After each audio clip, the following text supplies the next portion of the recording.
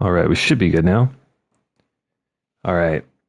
Sometimes my headset gets disconnected, and so the PlayStation automatically defaults to this microphone and not my new microphone.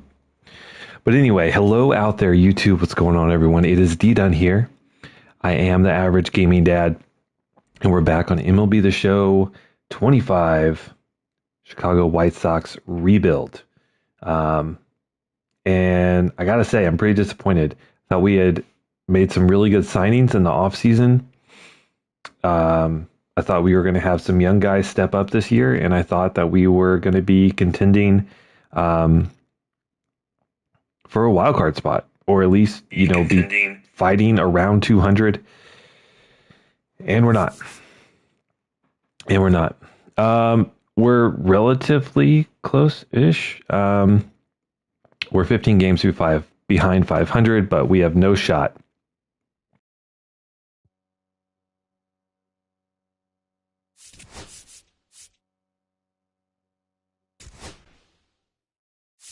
Really hit.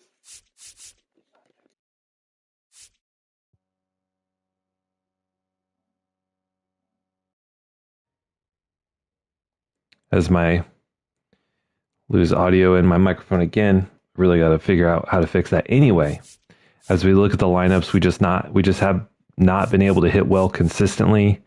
We signed Jazz. That was our huge signing. We signed him to $27.5 million a year over the next 7 years. And he has not been worth $27 million. Slightly increased all of his stats from a year ago, which I guess is nice, but we were hoping for 30 home runs, 30 plus. We're at 17 right now. I don't know. I gotta say it's a letdown. Like, he's still been impactful, and he's our highest rated player, so it's not like he's been bad, but we were hoping for more of like a superstar level kind of performance.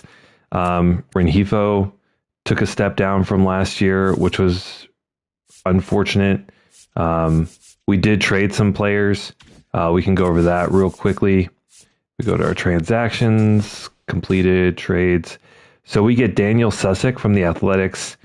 We traded TJ Antone, who was having a bad year with us this year, but last year pitched phenomenally.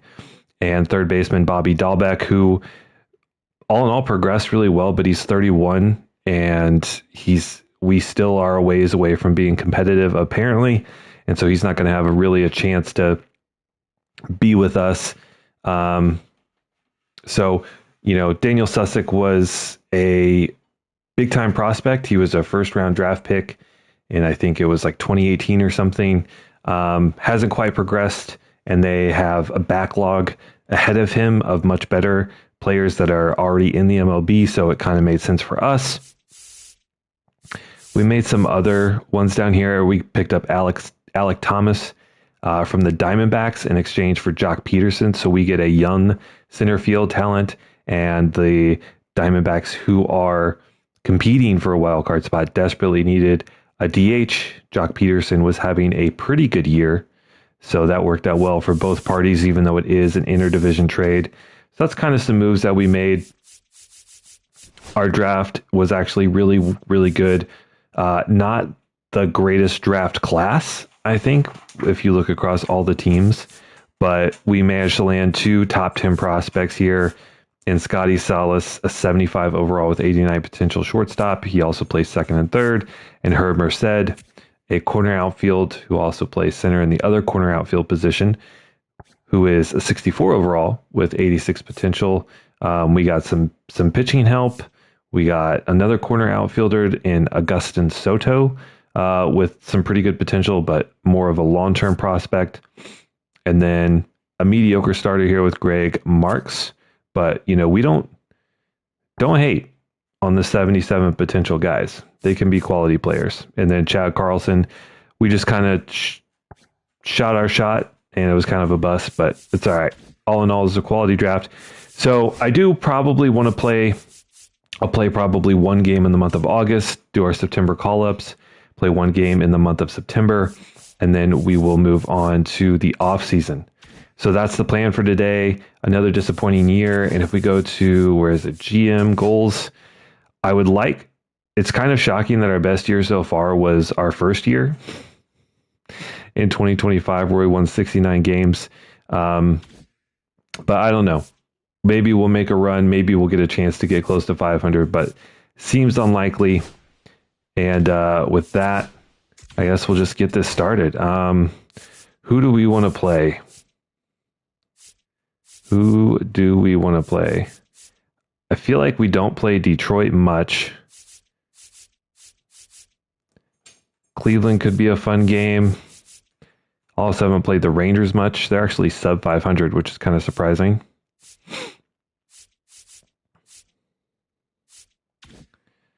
Why don't we take on a division opponent? We'll play an away game at Detroit, and then we'll play like a home game, maybe against the Braves.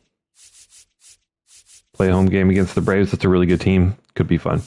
All right, so let's do that. We'll get to this Detroit series, and we'll sim ahead. We've actually won a string of games there to start the month.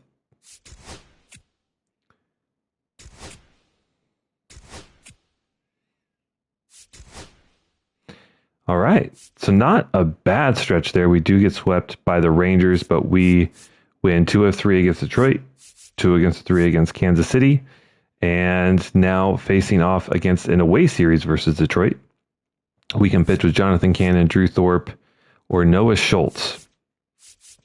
We actually have yet to pitch with Noah Schultz. He has been a long reliever for much of the season, but was pitching so well, we decided to bring him in as a starter. And so after winning 2 more games, and we really are playing well,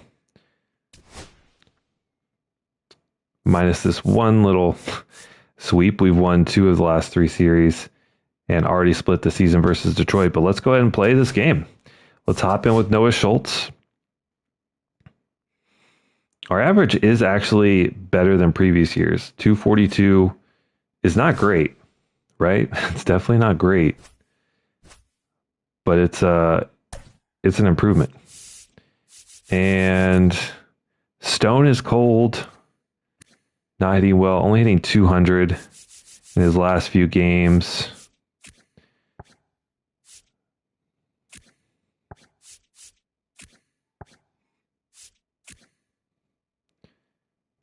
Could get maybe Henry Davis out there. He's not hitting too poorly, but about the same. We'll stick with Stone. We'll stick with Stone for now. We actually have been on a hot streak here, so let's hop in. We're going to be taking off against, I think Ryan Reese. I saw the name. Did just get the new mic.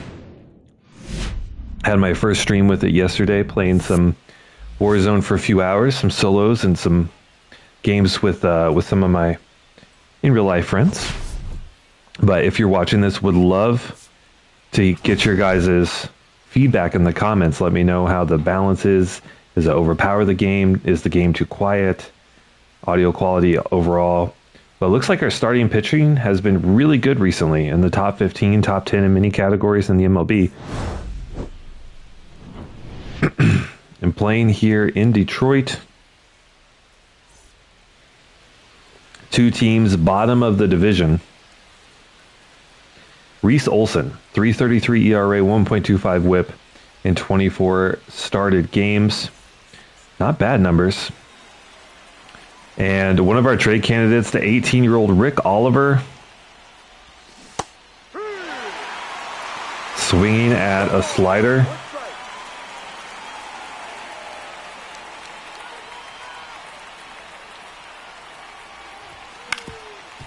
Pokes one out. Gathered at third. Throw to first is in time. We made that trade. We're looking for a guy, not the highest ceiling, but maybe a guy that can get consistent hits and can get on base, which is what we really need. We went out and we got Stone Garrett from free agency. was we're behind that sinker.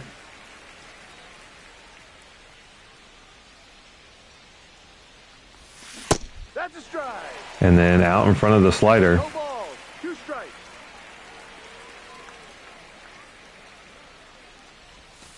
Ball. 1-2. Stone's going to have to work to get back into this at bat. Ball. No. Good take. First fastball I think we've seen. Pretty close. And now we've worked the count even at 2-2. Wow. Out. And then a real ugly swing on that slider.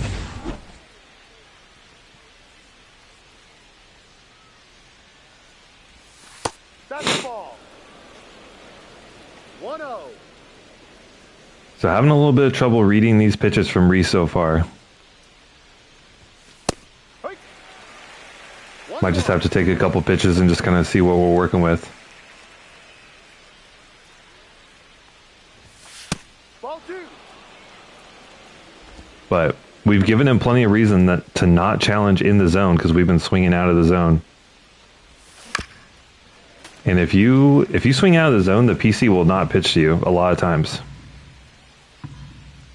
Good timing on that slider, but fouled back.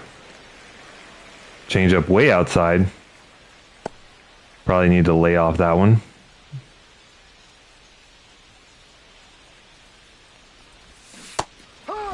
And a good back foot slider gets Jazz. So Reese looking solid. And now in with Noah Schultz. 3-3 record, not bad. 3.49 ERA. The whip is a bit high. Walk rate's up there at 10%, so we need to work on that. But seems to be able to get out of trouble. Let's look at his ratings here. Pretty even across the board, a little bit higher K rate. Yeah, that low rate is a little slow, or is a little bit low. But the big 6'9" lefty. Doesn't have a ton of velo.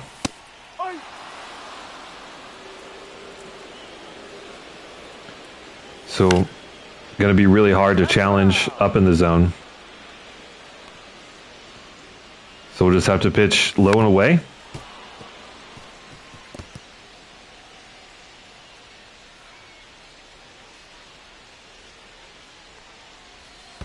Ball. And then maybe mix in a couple inside fastballs here. Villar, one of our mini rookies starting this year, making the catch there first. A little disappointed with him, but No. not often that you're going to have a player get drafted and come in and make a huge impact in year one.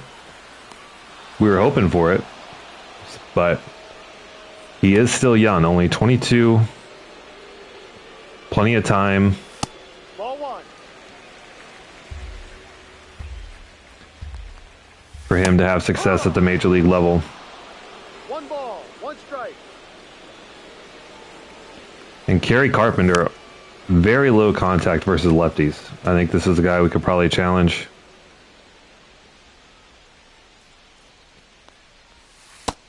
Two.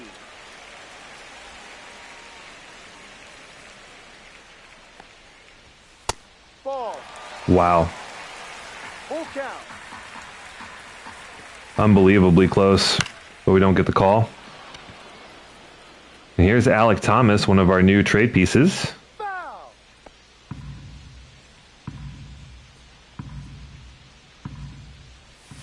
That's down. Ball 4.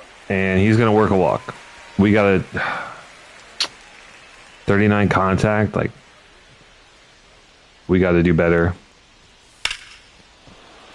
And Torkelson sends this one high and deep in the left, but dies at the wall. Stone's got it. And the walk does not hurt us.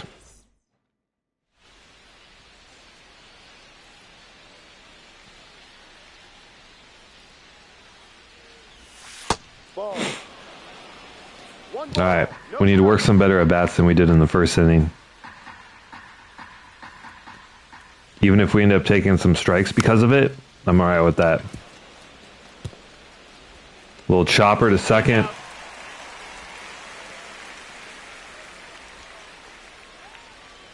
We're very early on 95 away. That's kind of crazy.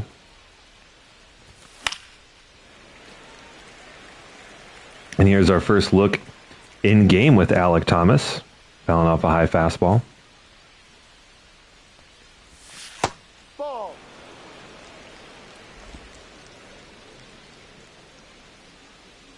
He certainly got some decent ratings, and he's relatively young. 2-1. So he could be a long-term piece for us here.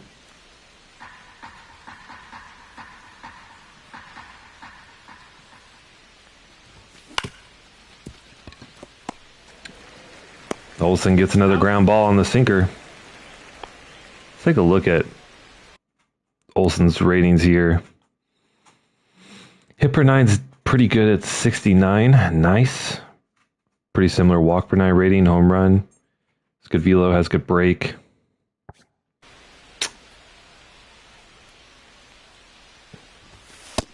Definitely doesn't have like elite ratings, but probably good enough to get the job done, obviously. We have yet to get a hit.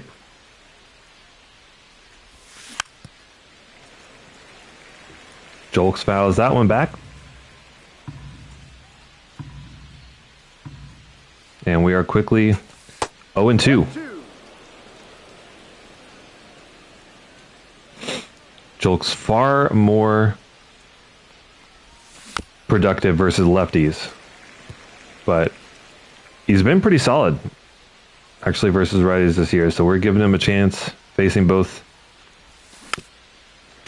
lefty and righty pitchers. Fouls another one back.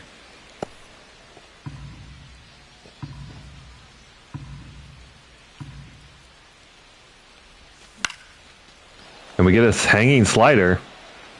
Make decent contact, but just a lazy fly out to right. Olsen gets through another inning cleanly.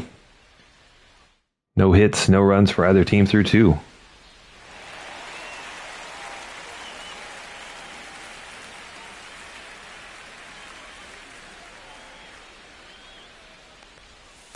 Drive.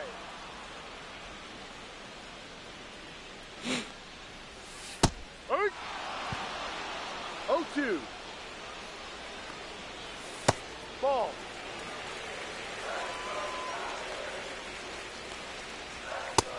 There we go. Little punchy for Schultz. I think that's his first one today. And it is. A strikeout swinging on Yoan Moncada. Ooh.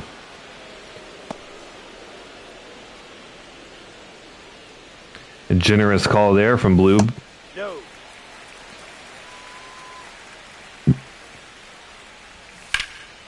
But Schultz so far, not really giving up too much. Pitching around the zone. Getting ahead. Hasn't gotten too deep into counts. Down. Like to see a little bit more control on some of these pitches, but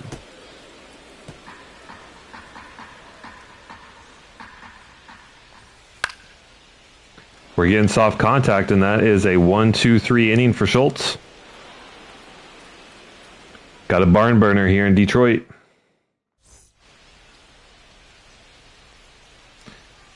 Another rookie on this roster, Kyle Teal. Having a decent year.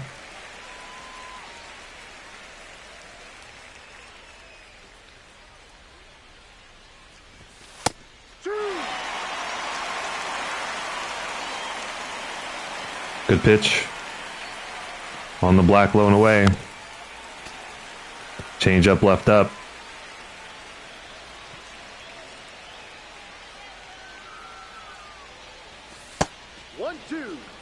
Gotta say, Olsen's been really good about getting ahead.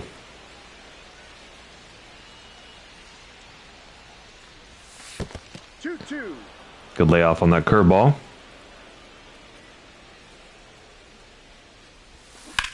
Ooh, that was a pitch to hit.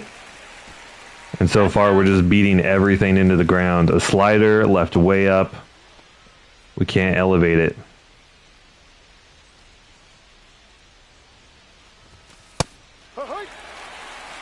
And Ruiz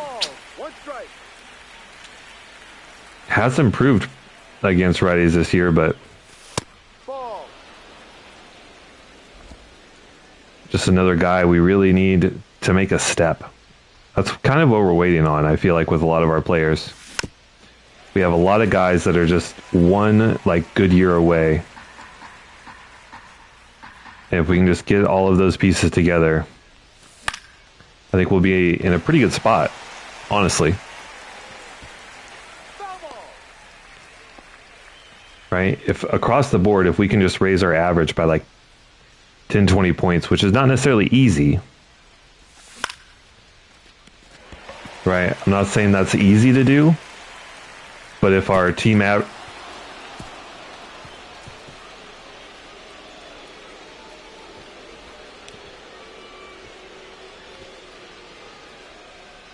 What? What just happened?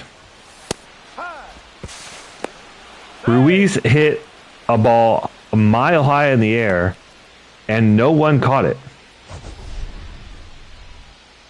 The pitcher just sat and stared at it.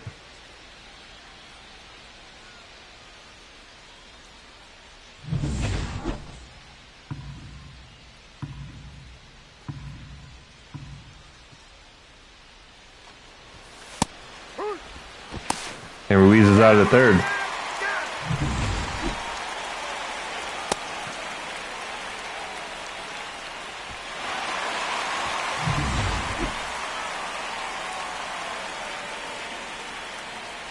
Now 0-2. Pilar goes down. That was really annoying. I was trying to clip that.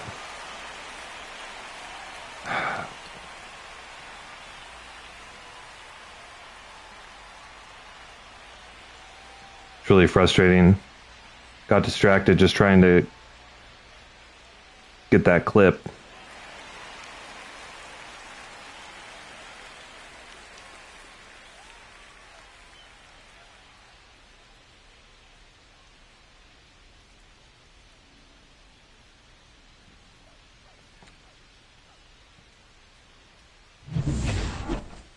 So pardon me here, I apologize. All right, so that one's clipped. That was just a crazy play. I don't think I've ever actually seen that before.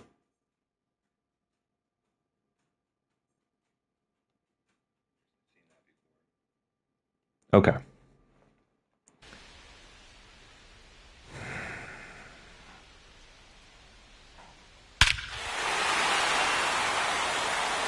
Wow.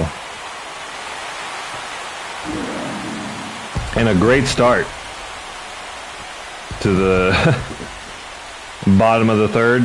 Luis Torrens, a no-doubter to right.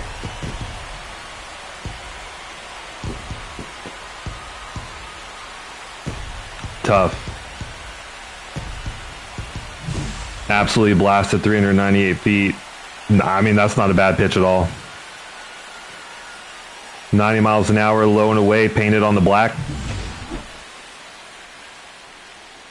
68 power. He just got on it and drove it. Ball. That's tough. No.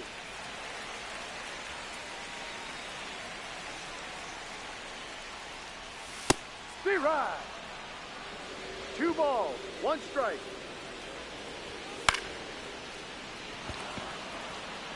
Then we pipe a fastball right down the middle. And it's just a lazy fly ball into right for Javier Baez. I mean, that happens, right? Ball, no.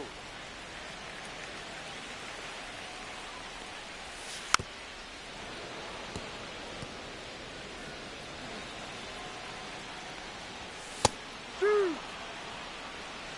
1 ball, 2 strikes.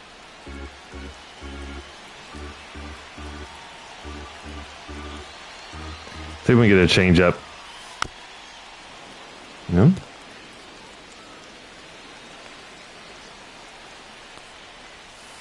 Okay. Second strikeout swinging. Good bounce back. Fly ball and a punchy.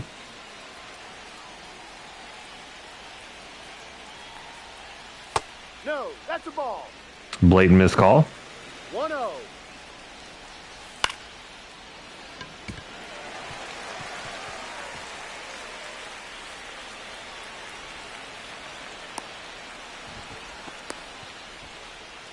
And then Colt Keith with a little blooper out into left.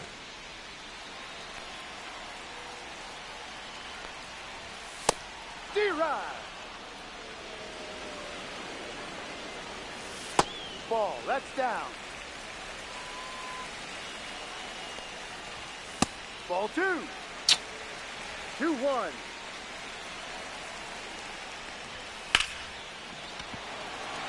Stone turning. Got it. A little worried about that. He didn't get a great jump on that, but damage done. Luis Torrens smacks a low fastball. Oppo Taco out and to right. Let's see if we can match that. We're at the top of our lineup. Here was Rick Oliver.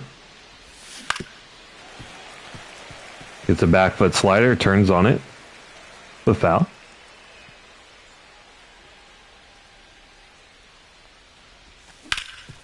That one, it looks like it's going to get through. Knocked down at short.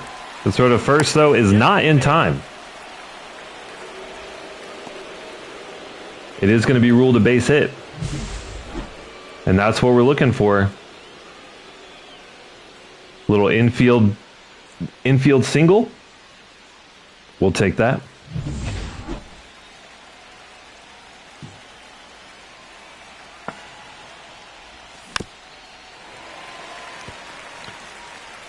I mean, Olsen is starting to leave some of these sliders up.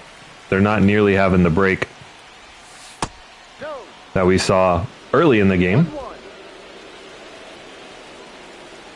Starting to see him a little bit better.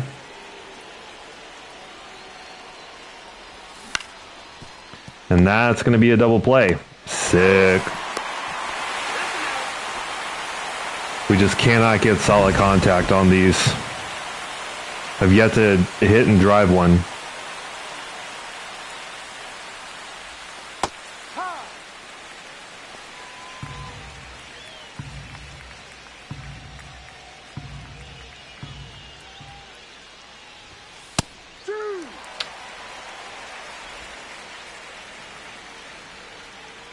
Two great pitches there. But there's one driven out into the gap. Jazz obviously with great speed, and this one hits the wall. Jazz hits second. Turned the corner, thought about maybe going for third, but then pulls back. And we have a 2-out double. Finally get on one. See if Renifo can keep this hit train going. By hit train, it's a really short one. One. Ball, no strikes. A hit train of one. Good sinker there. A lot of late life falling out of the zone. Counts 1-1.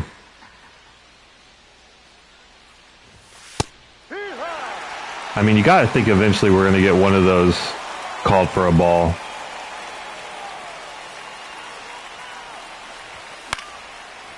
Fastball down the middle. We're behind on it.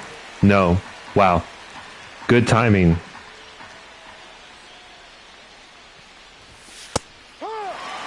And another absolute dot low and away.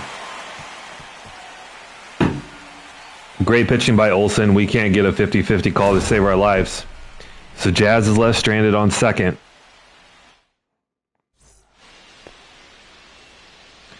Is that what we just need to do? Is just pitch to the outside part of the plate? Just constantly?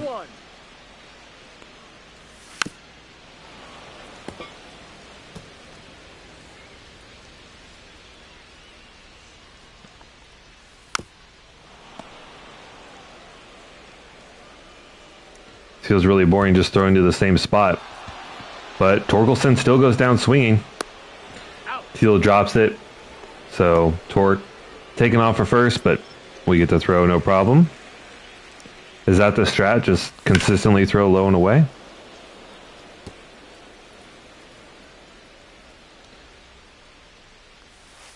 Ball one. I mean, that's where we gave up a home run earlier, so it doesn't seem like the prime thing to do. Ooh, I don't think Villar is going to be able to get to this.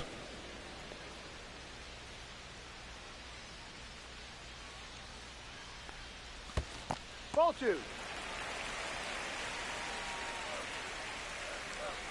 Let's climb the ladder. There we go. Beautiful. Absolute dot up and in on that fastball. Schultz with his 4th K. Nice. Mancada not super happy with the call, but it seems like a skill issue. Ball.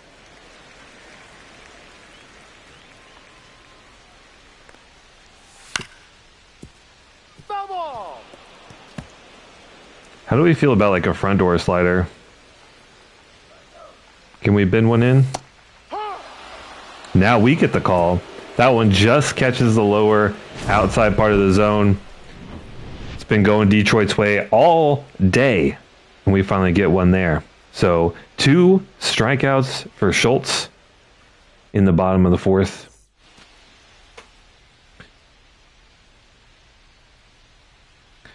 Pretty similar numbers here. We have given up 1 more walk, 1 less hit. We've also given up a run on that solo shot.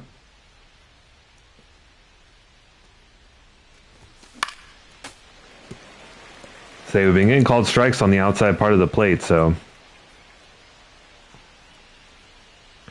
we're swinging for it. Inside. But Olson's been really good about challenging us, or at least getting ahead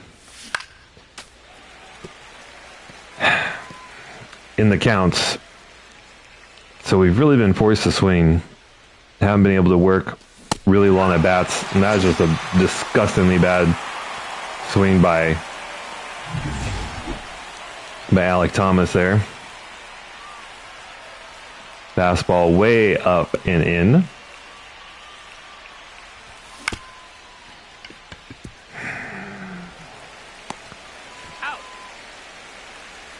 Jokes gets a fastball right down the middle of the plate. Good timing, beaten straight into the ground.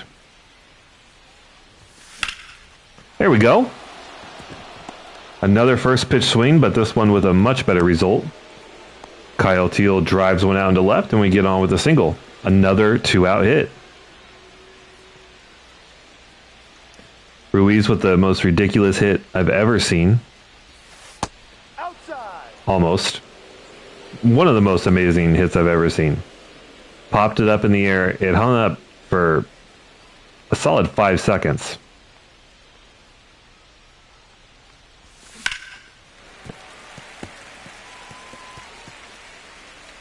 And just no one caught it. And then was caught trying to steal third.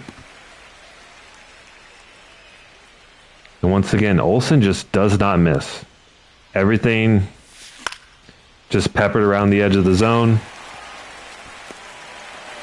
Leaves a hanging curveball that Ruiz can't really drive, and another base runner left on. 4 hits, no runs for us. Just an incredible game, all in all. Ball, that's down.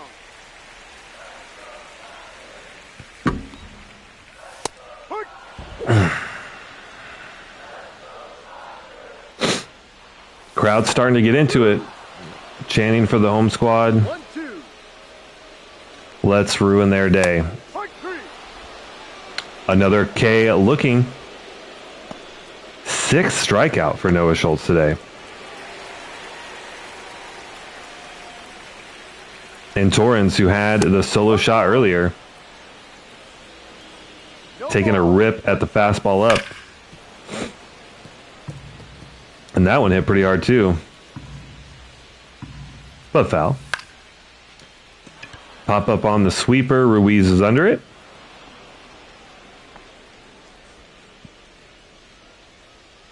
Another fantastically boring inning so far. What are we supposed to do? High. No balls. 2 strikes. Oh. Renifo can't quite get to it. So they finally get a hit. Because, I mean, really outside of the home run, Schultz has been incredible, only allowing 1 other base runner. I guess 2, 1 hit and 1 walk, right? And now here in the 5th, only a 2nd hit allowed besides the home run.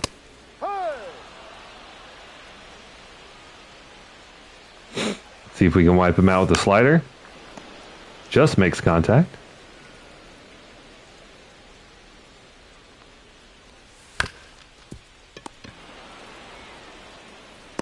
There we go. Another good inning for Schultz. His rookie year continues. 3 hits, 1 walk, 1 earned. Not a bad line so far.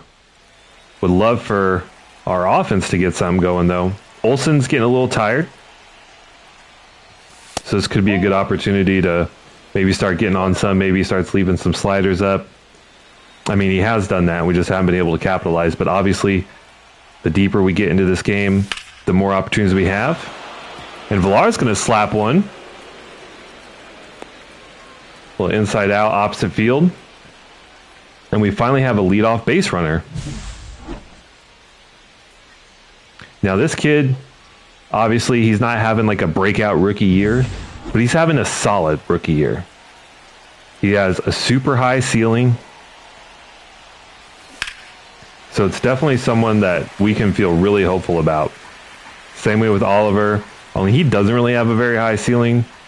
But once he gets there, he's probably going to have like 99 hit on righties versus lefties. He's just going to be an on-base contact machine with average to below average defense. And for a corner outfielder, I'm totally okay with that. Would have liked for him to put the barrel to the bat on that fastball left right down the middle. Fortunately did not.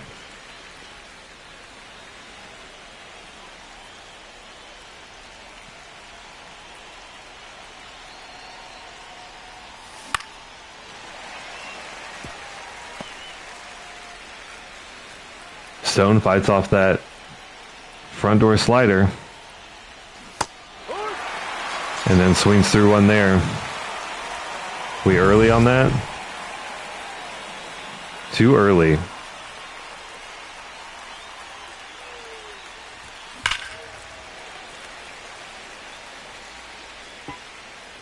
Jazz hit that one really hard. 110 off the bat. If we could have straightened that one out, that would have been a home run for sure. 1-1.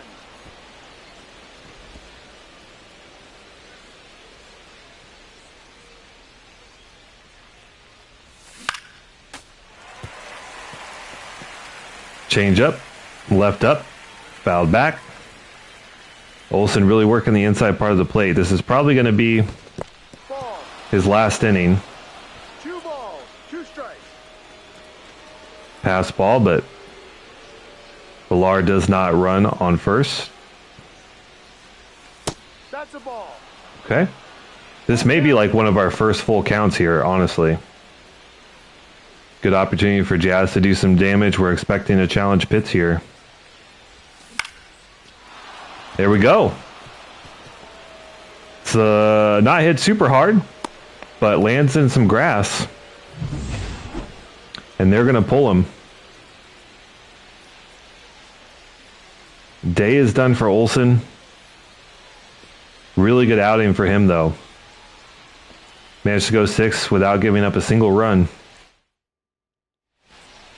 And we will see Alex Lang. 37 games, has pitched 31 innings with an 8.62 ERA. He's awful against lefties. And they put him in versus a lefty.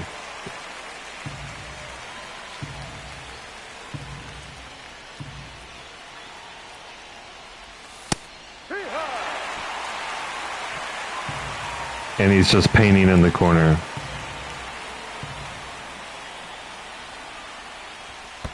One, two.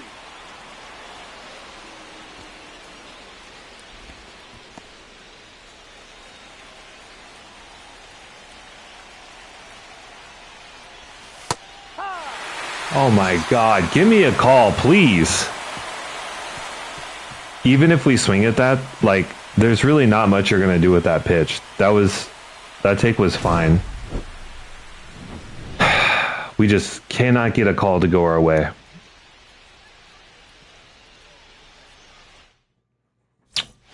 That's so tough. I mean, it's a great pitch, right? It's painted on the black, but you gotta think eventually one of those is going to go our way. But we cannot draw a walk to save our lives. One ball, no strike. Yep. One ball, one strike. Ball two.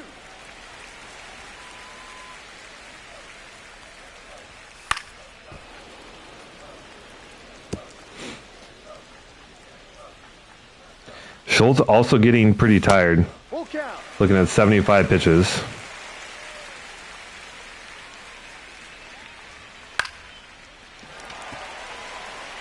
Double.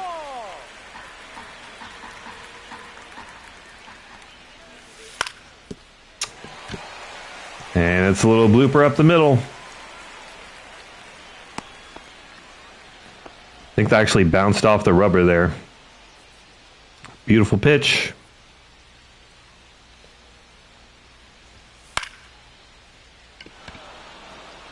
And Kerry Carpenter swinging at the first one. Pop up with no issues. One down. I'm thinking Noah Schultz can probably finish the sixth here. Hey, ride. 0-1. Hard, two.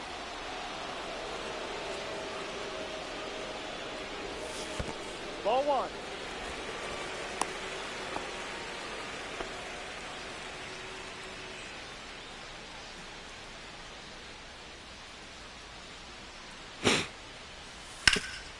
Oh, might finally have a little double play action.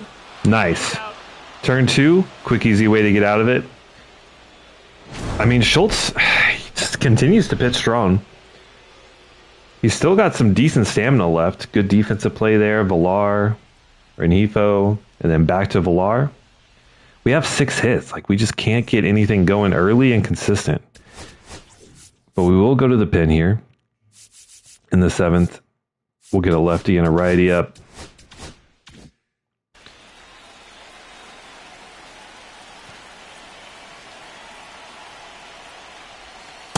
Ball.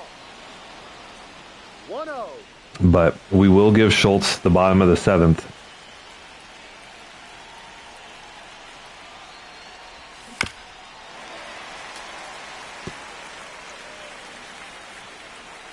Gotta say, all in all, Detroit's pitching has been really good today.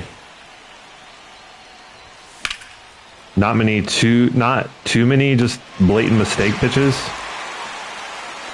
And when they have left some pitches up, we've just hit them straight into the dirt.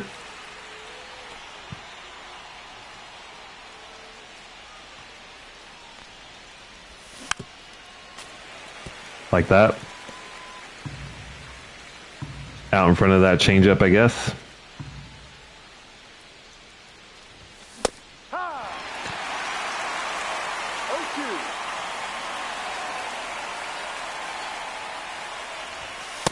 No, that's a ball. Wow, that one actually does not go Detroit's way. That's one of the very first pitches I think we've seen all game where we've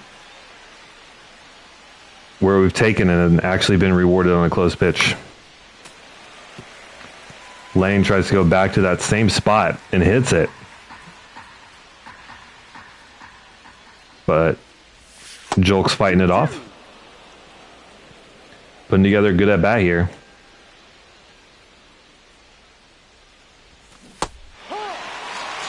Swing through the curve. Let me guess, we're out in front. Yep.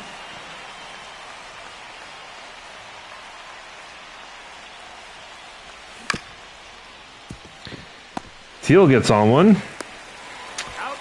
Another quick inning. Just like all these like little ground balls and bloopers, we just can't ever get them for hits.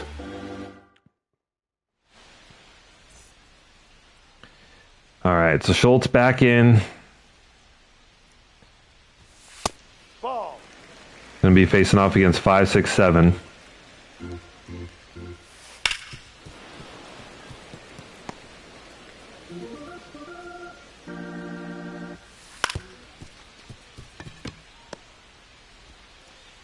That's been a lot of our hits. Slow dribblers. Not really threatening. Another little pop-up. So far, that's a 3-pitch inning with 2 outs.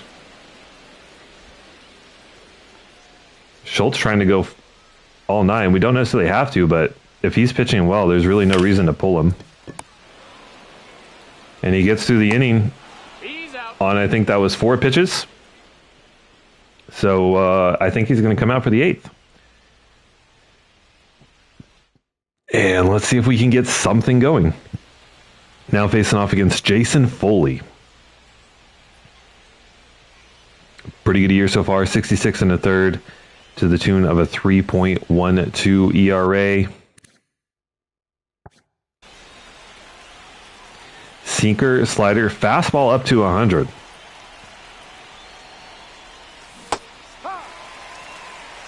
No ball. 1 strike. And we're early on the slide piece. 2. No ball. 2 strikes. I just don't understand when we're supposed to swing on that.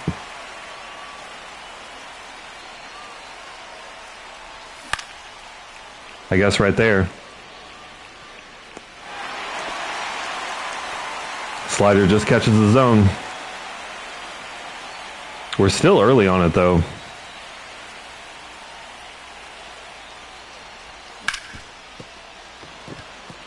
Misgloved, but tossed, no problem. Another slider.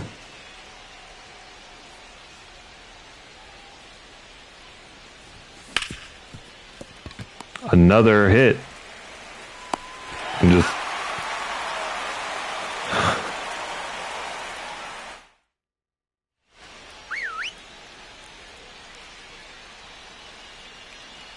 don't really know what to do. I mean, we're making contact, we're putting the ball in play. That's the philosophy.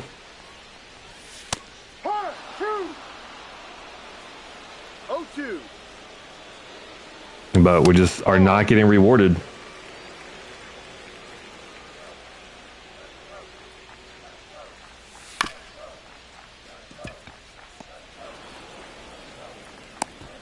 Got him. That's Jolks played that really weird.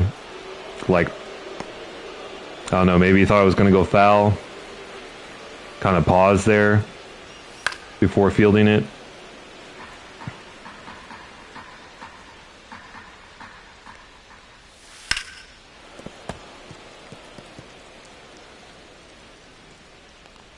Javi Baez, though, No. finally takes one.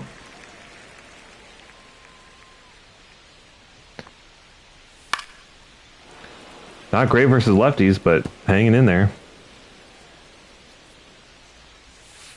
Ball. 2 balls. 2 strikes. And Schultz is out of energy, so this will have to be his last batter. 3. And it's a punch out. His 7th of the game. Looking ahead. Looks like lefty's the way to go.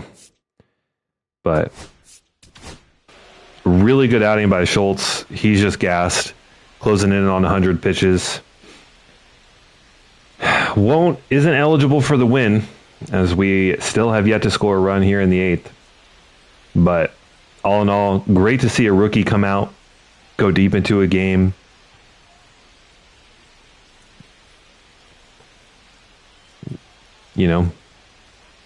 Holds the opponent to only 1 run, few hits, only 1 walk. It's a solid outing. Just really sucks that we did not have any offense to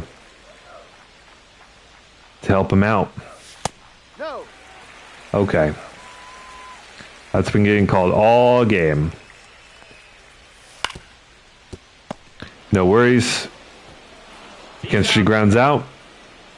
This has just been a really exciting day for these fans here in Detroit, just watching ground ball after ground ball after ground ball. The one excitement being the one solo shot. And Mason Miller's in Detroit. The Reaper. One of the best closers in the game in real life right now. Has gone from... Got traded last year at the trade deadline, it looks like, from the Athletics to Detroit.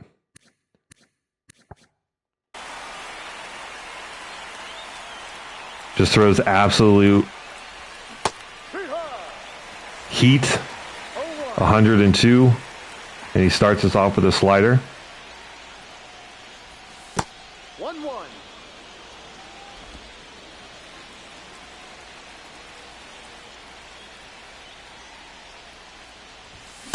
Yep. And there's 102, 1 ball, 2 strikes. right past Stone.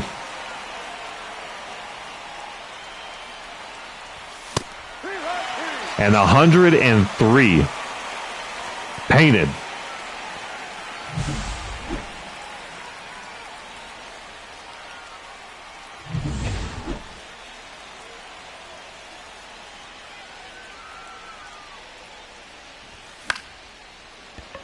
Jazz actually got on that one. Made contact with 100, middle away. Butterfly out. And now down to our last out as Renifo swings through the changeup. No. 1 ball, 1 strike.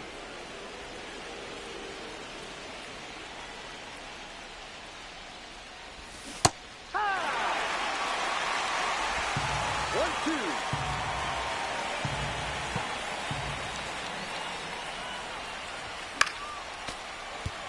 Renifo making contact on 101 to stay alive. Good timing.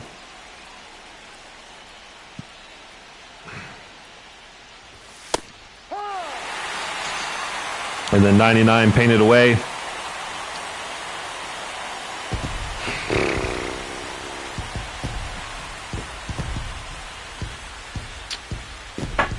Really disappointing day.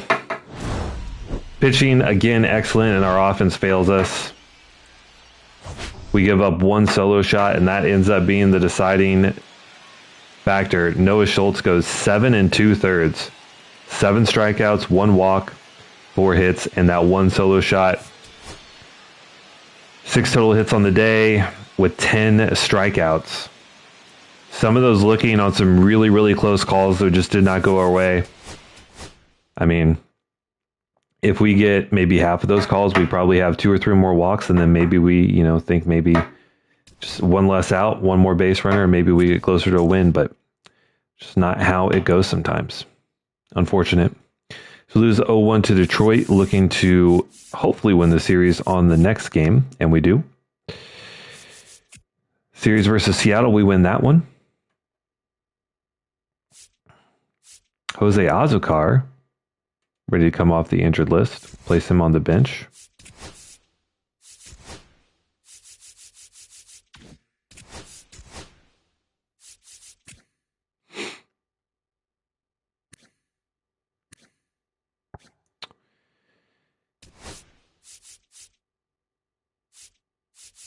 We might look to get him in here.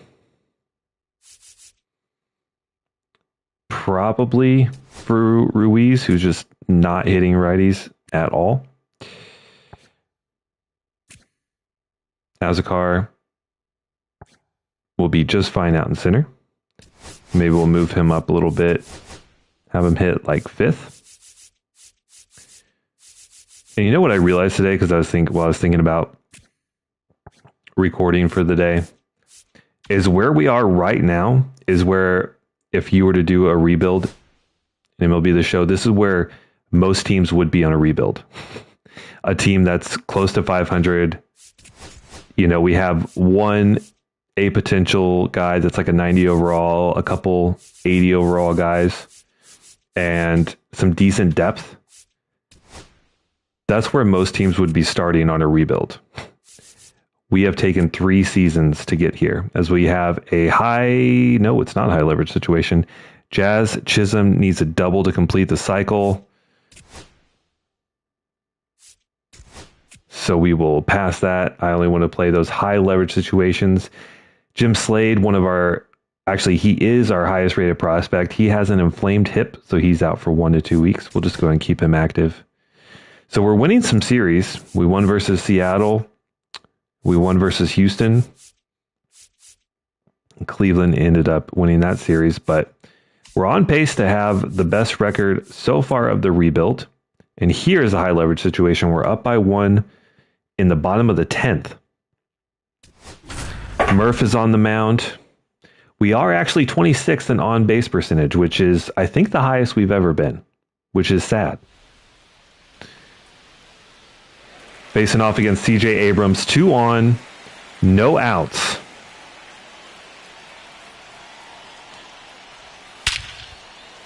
You have got to be kidding me.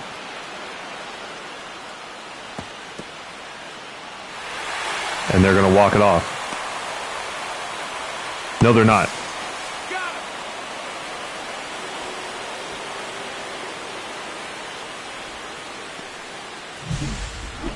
We try to paint a fastball low and away, and Abrams just blasts that thing. A lot of ballparks, that would have been a home run. Hangs up a little bit, but not the worst pitch I've ever seen. But now with a runner on third, it's going to be really, really hard to prevent a walk-off here. We need an infield ground ball. Never mind. Too late.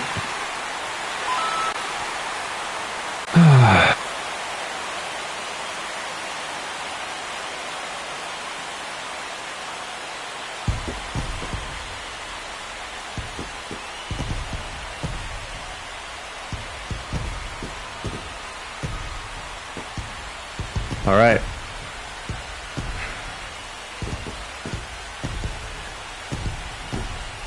Cleveland walks it off.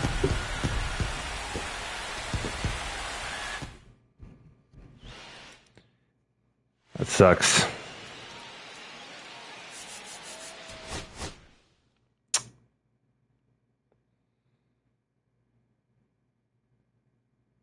That's tough.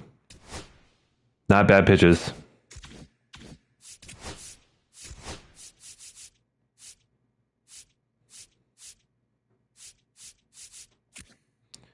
I mean, 2.72 ERA. He's pitched so well all year. And the only 2 blown saves that he has been on user-controlled games. Actually was an all-star this year, our only all-star pitcher, which is wild. Bryce Wilson, I am going to manually give him an upgrade unless he just blows it the rest of the year. But 3 consecutive years at this level, a performance is phenomenal. In a 3 WAR this year, he definitely has earned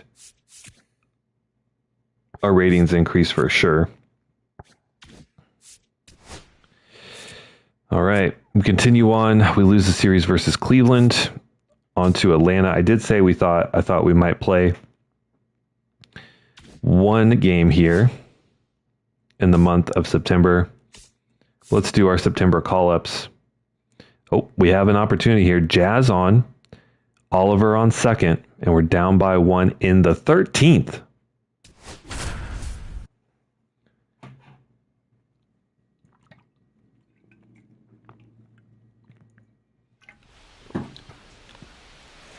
Only 1 out. Facing off against Davis Daniel. Got a four-seamer, a slider, a curve, and a changeup. Ball. 1-0. Jazz hitting over 300 versus righties. And I mean, that's a pitch.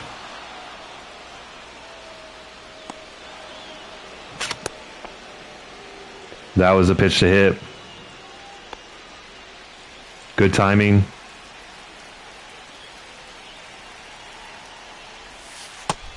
Nope. Ball. Still have a chance here with Renifo.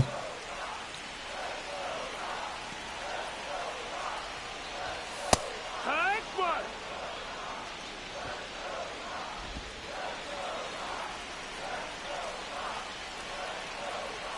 Crowd's getting into it. Oh, hanging changeup.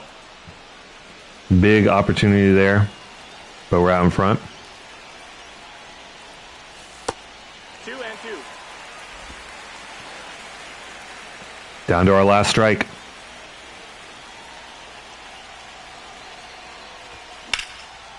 And Renifo lines one out to right.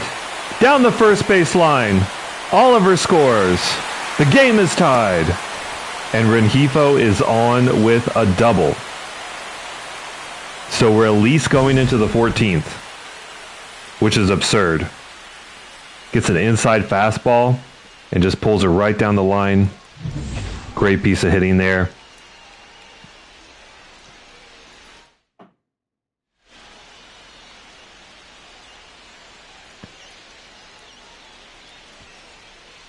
Now we are facing Jose Quinhada. Tough customer here.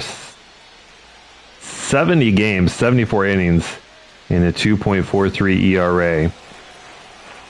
Not quite as good versus lefties, and we have Jose Azocar.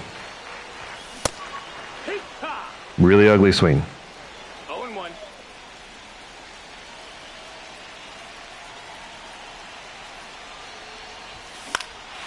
And we got a bloop single. Renifo rounds third.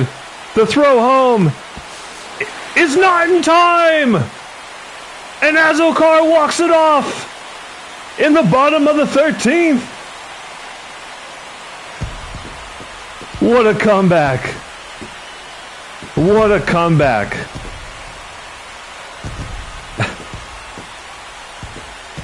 Oh, man. Team is hyped. A bloop single gets Renifo home.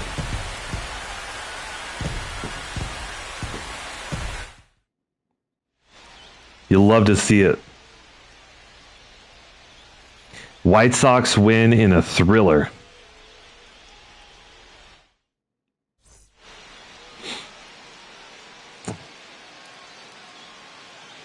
Oliver 2 for 4 with a triple. Oh no, 3 runs. Azocar 2 for 6. Okay. Okay. Hey, that's a win against a really good team. Or, well, at least now is a really good team. The Braves, yeah, they're 75 and 63. And we have oh no. Oh, this is just for a 10-game hitting streak. We're just going to simulate. And now we are at September call-ups.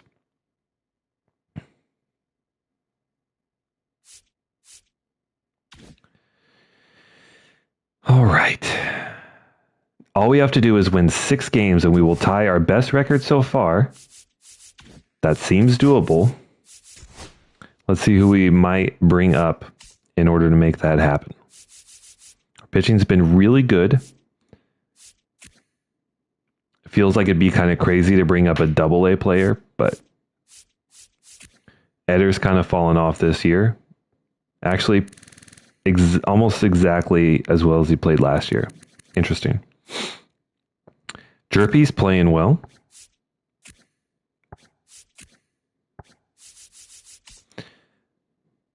But our pitching has been fine.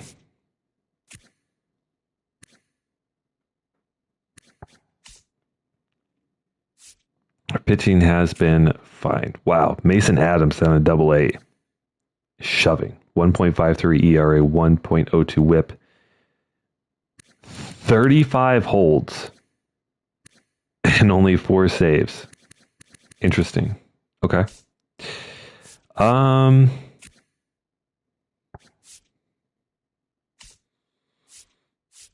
Who would we consider giving a shot? Tough to see our superstar, or hopefully future superstar, regressing on those hitting stats. You got to think that 70 contact would play at the major league level, but tough first year.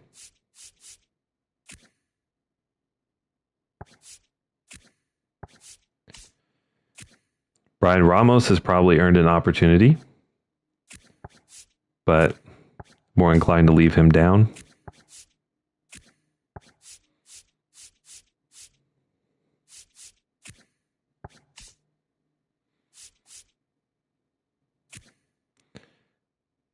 DeLoach is a guy that's bounced around between the majors and AAA.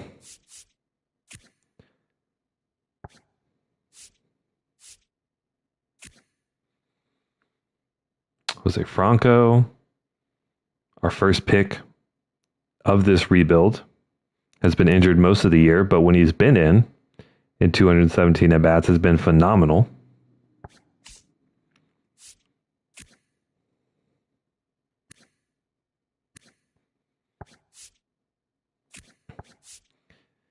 I mean, there's just really no one that I'm super excited about, if we're honest about it, and no one I think is going to come in and make a huge difference either way.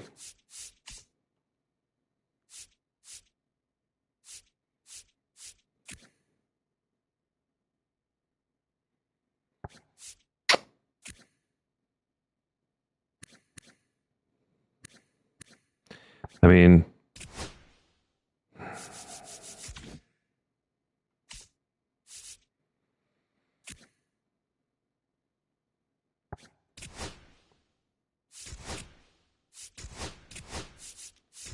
we'll bring up DeLoach.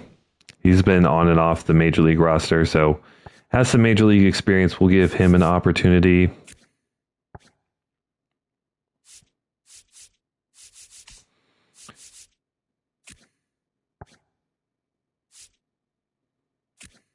And Franco's hit well. We'll give him an opportunity.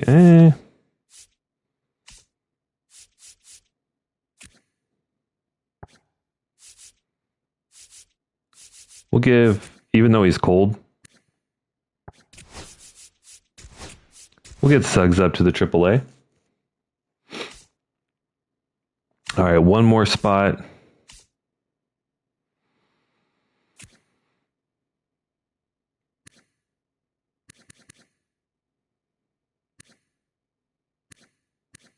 I mean, these guys probably won't even play anyway, so it doesn't really matter too much, but I mean, Ramos has played well enough.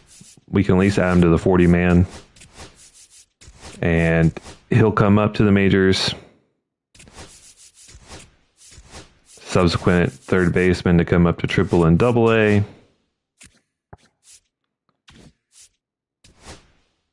that's it.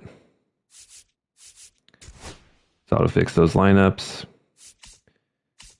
All right. We're 5 wins away from matching our highest win total for a season.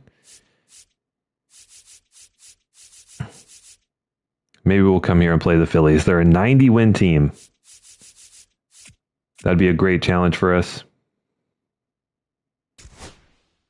We sweep Kansas City. We're only 2 games away. And we have an opportunity here. Jose Azocar, our hero of our last high leverage situation. It's top of the 9th, 2 outs, and we're down by 1.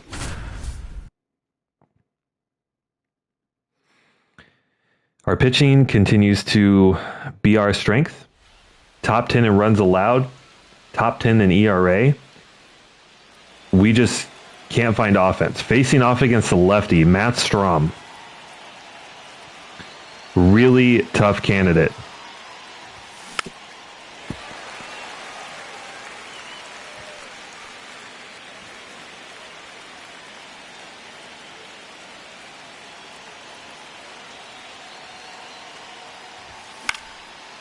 And that one is not going to get through.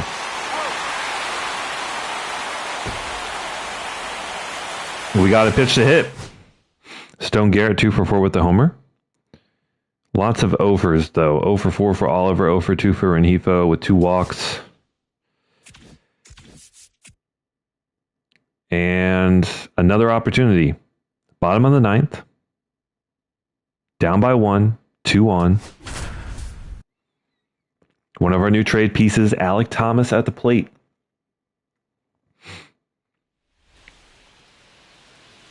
One for 3 on the day with a single, no outs. And facing off against Matt Strom again. God, this is a beautiful ballpark in the game. Ball one.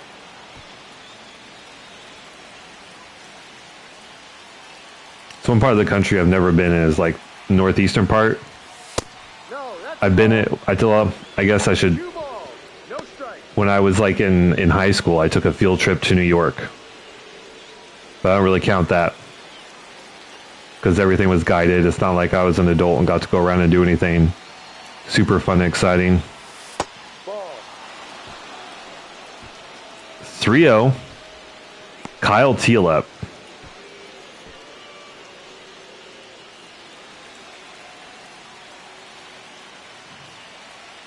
I mean, if we get piped one, we're ripping it. And we get a walk. Ball four. A 4-pitch walk by Strom. Bases loaded with no outs.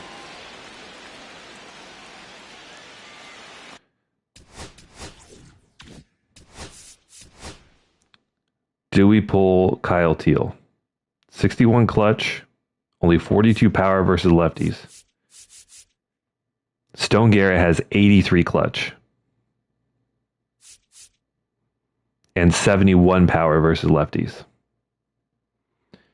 And then, yeah, I think we're going to make that move.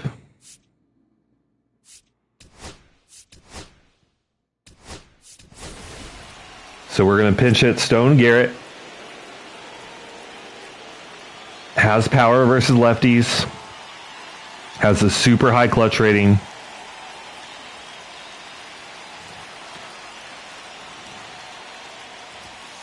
Hurry. Fastball low away. It's fine.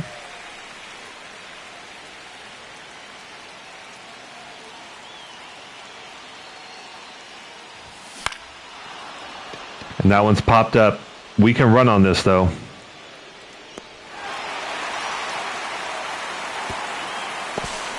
All right, game's tied. That was a solid, productive out for Stone Garrett.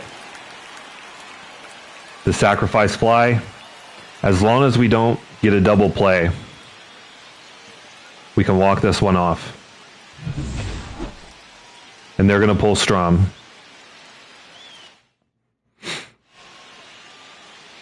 Now it's Dylan Coleman. Four-seamer, a slurve, and a cutter. Facing off against Jazz.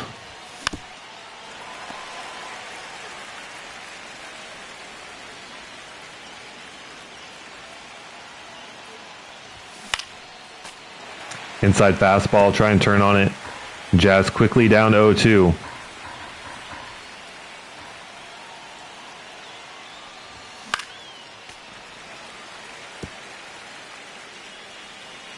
Fastballs, fastballs, fastballs. Wow. Crushed that one. But again, we're just ahead of him. Just a little early on 95.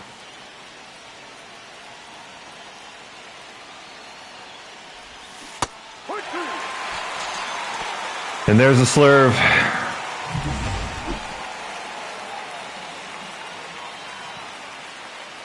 Oliver 0 for 4 today.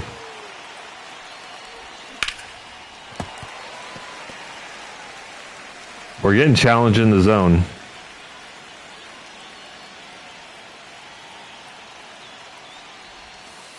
Ball one. One ball. That one obviously easy to lay off.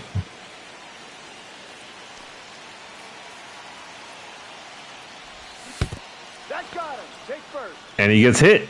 And he's completely unfazed because he's an animal. Took 90, what was that, like 95? 91 to the elbow. Did not care. Ahoy. 0-1.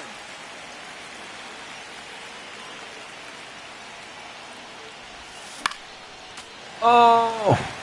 A slurve left up. Good timing, brother.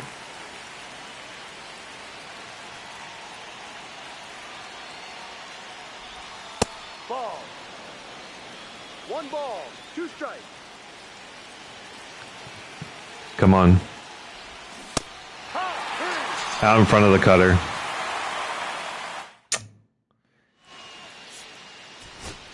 All right, we'll see how we do. Looks like we lose.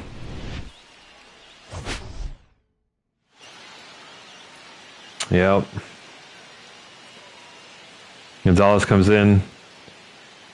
Gives up a hit. Not a bad effort, though. But with bases loaded, with only one out, you'd like to get some more there. So, pretty unfortunate. And we end up taking the sweep. Real tough. All right. Against Washington, we have officially tied our best record so far in this rebuild. See how we do here against Minnesota. We get swept.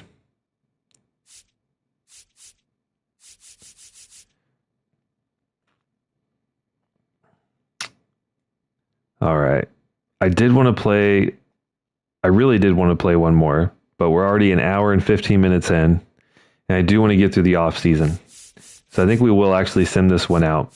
That way we can play for next season.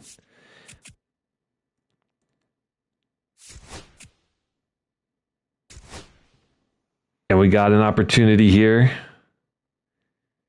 to save a game. So far, Penn Murphy has blown 2 saves this year, and they have both been user-controlled. Here in the rain.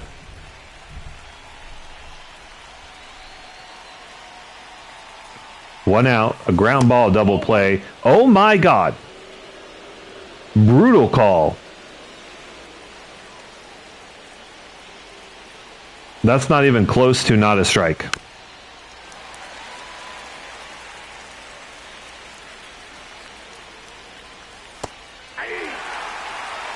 Strikeout is nice, but a ground ball double play would be even better.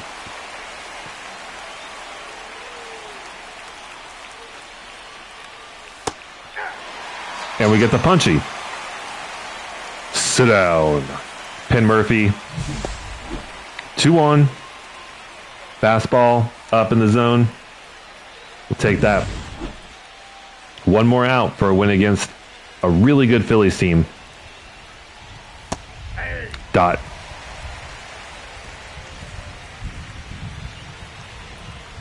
Rain coming down hard. Let's try and finish this game. Another dot. We don't get the call.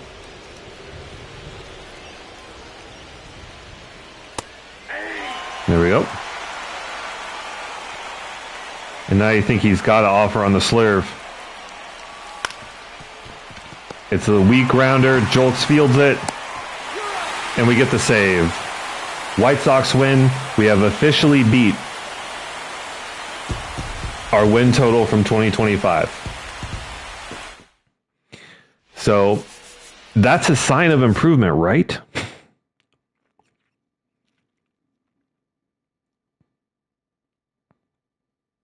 Right? Hopefully.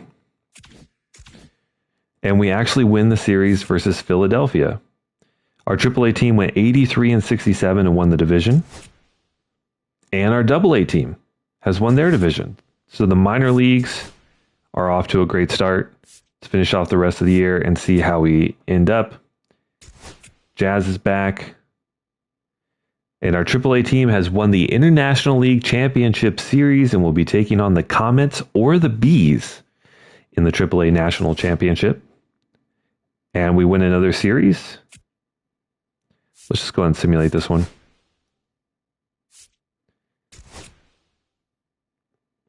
And our AAA team won the national championship. How about that? All right, so before I sim this last day, we're going to take a look at all the stats, because after I sim it and it's the off season, all the minor league stats I think are wiped. But we have our best record so far of the rebuild.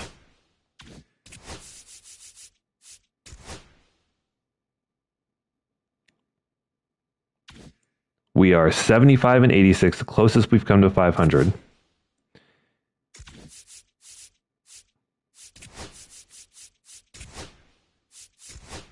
Awards for the year. Just going to quickly run through these. So we had 2 running for Rookie of the Year, Aldo de Villar. Kind of a disappointing year. Progressed in a lot of areas, just not hitting. No surprise there. And Kyle Teal in his rookie year had a chance as well. But this is like what I'm talking about, right? Like, we start Villar, who's a 74 overall. 71 contact, 62 contact versus lefties.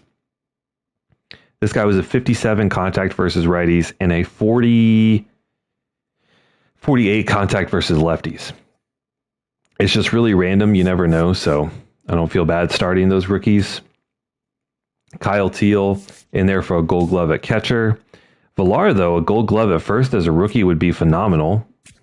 Would definitely take that.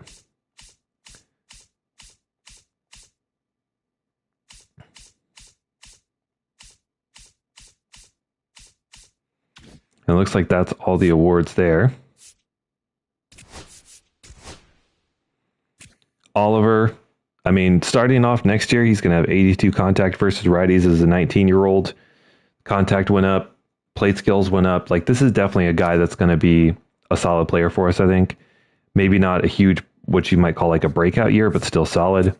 Stone actually ended up having a decent year. I think we'll probably sign him to another 1 or 2 year deal, but good enough. Jazz improves on his year from last year. More doubles, more triples, but way less home runs. So would have liked that to go up.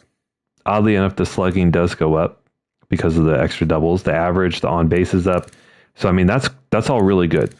And a WAR of 4.4. Is it worth $27.5 million? I don't know. Rengifo, another solid year, but kind of a step back.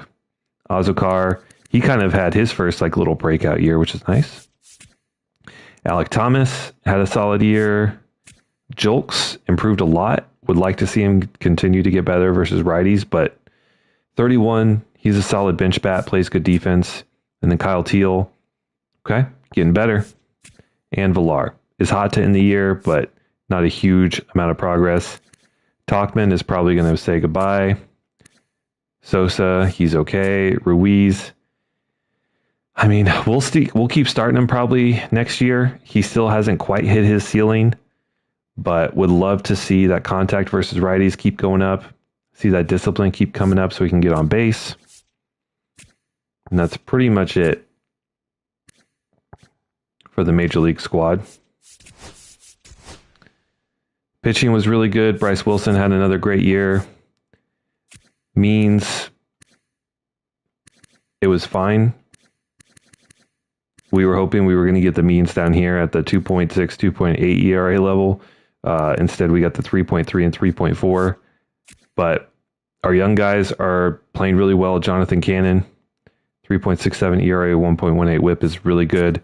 Thorpe is absolutely disgusting. And we already have him for 3 more years at $3.8 million, so that feels like a steal. And Noah Schultz came in with a rookie year, posted really solid numbers, improved a lot, so I'm happy about that. Eder kind of took a step back. And then the bullpen was actually solid. So pitching, good. Hitting, not good. Let's take a look down at AAA. Suggs, who was kind of a guy that, we're kind of on the fence about, like a high C potential guy, hoping to get that contact up and maybe be a power bat. defense sucks, so he's pretty much just a solid DH.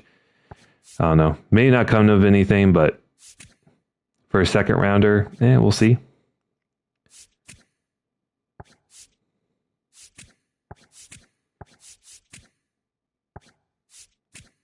This is the thing, is like our AAA squad, even though they did well, that's not where like a lot of our high potential guys are at. But pitching in AAA was good. Jonathan Heasley was phenomenal, although he'll probably never be a big leaguer. But Jerpy, looking solid. He's pretty close to MLB ready, or at least to come up and get some time. And he's only 25. Gonzalez, Burke, like all these guys, solid across the board.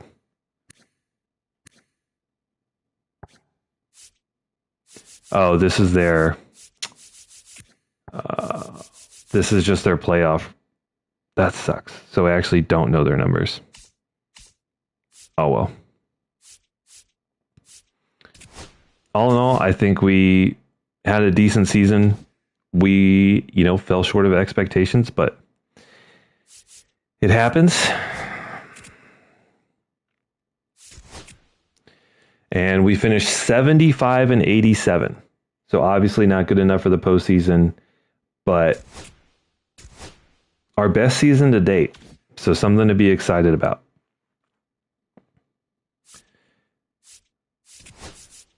I just want to quickly see if we did end up getting that Gold Glove. We did. Villar, as a rookie, wins a Gold Glove. So if we can just get that offense going, like, he's got the vision and discipline. So that on base should go up, right? He just needs a little bit of experience. He's only 22, but that feels really, really good. Would have liked to see some other guys with something. It's just something, but we'll see. All right, we'll send him to the offseason. And our AAA and our AA team both won their respective divisions. Fantastic. And the Guardians defeat the Dodgers in the 27 World Series. Okay, I'm going to get more water. I'll be right back, and we'll do the offseason.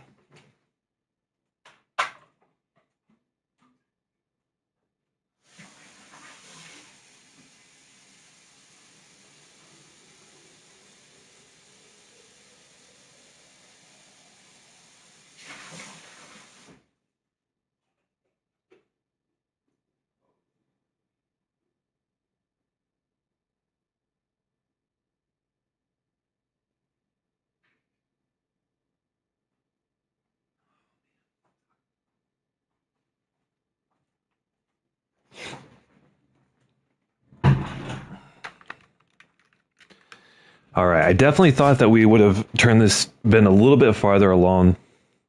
Should like to advance. All postseason stats will be cleared. Yes. Hitting coach, first base, and farm director will have to be replaced. That's fine. And we know all of this stuff by now.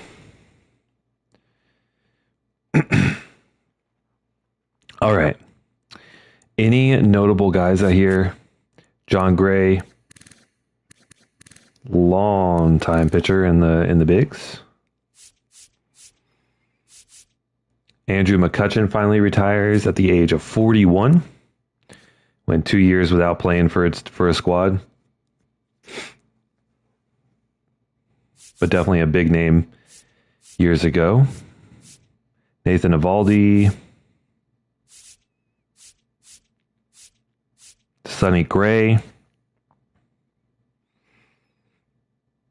Pitched really well in 20 innings at 38. He retires because of age.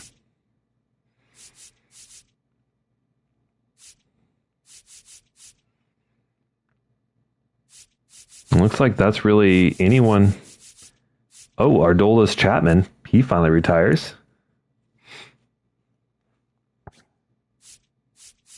Mike Clevenger.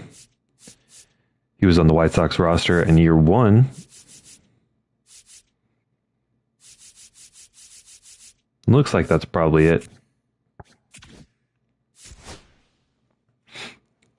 No Hall of Famers. All right. John Means. He's not been bad, but he's 34. You got to think he's going to start regressing soon. But he's still a quality starter. The whip is down. He just gave up a bunch of hits.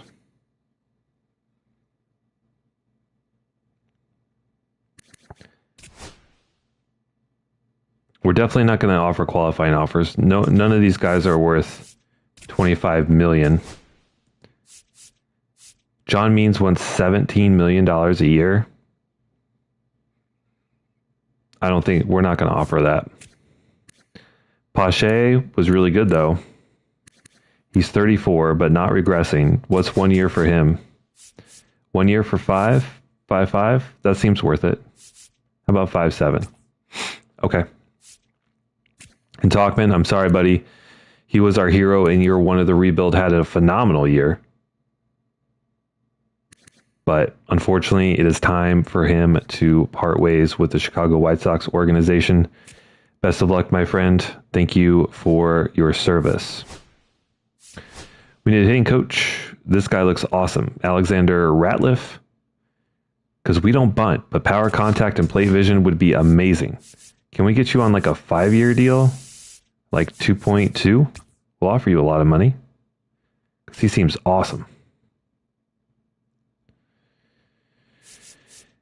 And a first base coach. Just someone who doesn't hurt the team. Arm strength isn't too bad. How about Jonathan Iloski? I'll sign you for what? Like a 2 years, 2.8? And a farm director. Power, bunting, speed, and stamina. If it weren't for but we just don't care about bunting. Power and contact. Power and stealing. Power, home run per 9, reaction. And we lose 1 versus drag bunting. Or velo, speed, and hit per 9. I like this. And we'll offer him 3 years, 4.6. All right.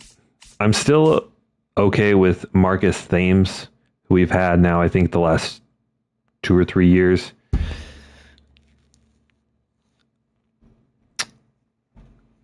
Do we bring him back after this year? I don't know, but I mean, he led us to our best season in like 3 years, so there's that, I guess. We're not going to rebrand, so let's go ahead and get to step 1 in free agency. Jose Baez accepts our offer as a farm director, and we get Alexander Ratliff as our hitting coach. Jonathan Iloski goes to the Orioles.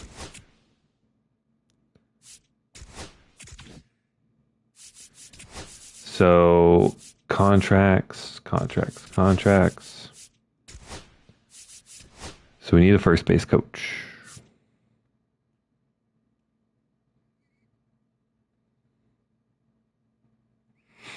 It's not bad.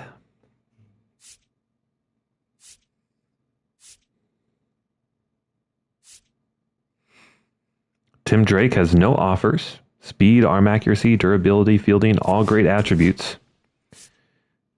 3 years, 3.5 million. What do you say, little buddy? Okay. So one thing I do want to do is Bryce Wilson has been phenomenal the past 3 years. And I think he is some well-earned boosts.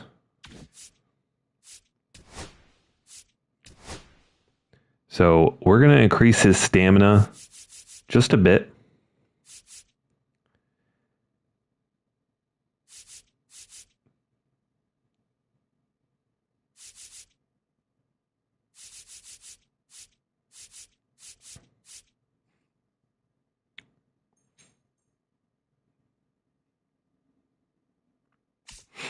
And then we're going to increase his potential, I think, by 4. 4 seems, for someone who's pitched as well as he has, I feel like an 82 is more than reasonable. So we'll give him a little boost and get him up to a B potential. I don't really like to manually, progress players too often, but like when you look at his last 3 years of work, and even down here with the 2.58 ERA, like he started off obviously kind of tough, but these last 3, 4, I mean, even a 4 ERA is not horrible. Like that's probably still above average, but these last 3 years have been incredible. He's won the majority of his games. A 3.2 WAR for a pitcher is definitely warranted. Definitely warranted. And we'll give him a little boost to his stamina so he can last longer in games. But he's been stellar, and I think he's totally earned that. Okay. So let's look at our 40 man here. Oh my gosh, my nose itches. We really just need to see who is Rule 5 eligible and who is also not on the 40 man. Hagen Smith would definitely be taken, so we're going to add him. And we have 35, 36, 37 players on the 40 man.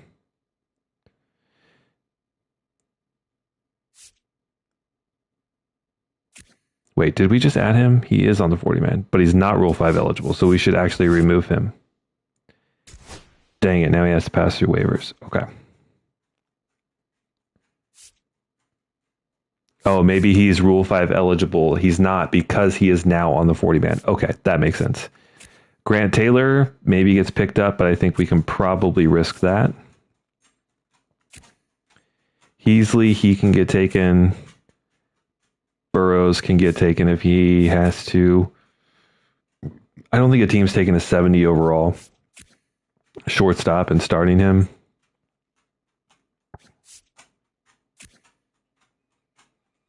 Owen White, though, as a reliever, looks kind of nasty.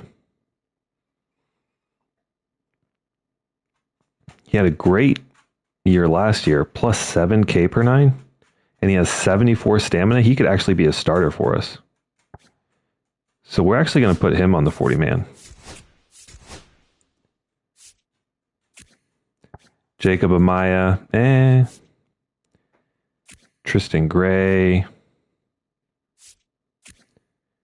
Braden Montgomery, though, he is still a long ways off from MLB ready, but he is one of our top prospects. So we probably should add him to the 40 man. We're at 39.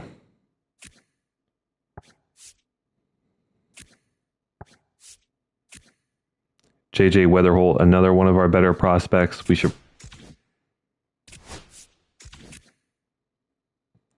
But do we think a team's going to take him and start him? If we lost him, it wouldn't be the worst thing. Because he's like the lowest rated shortstop we have on our roster. So I think we'll actually risk that, even though he is a good player. And the rest of these guys, I don't see getting taken.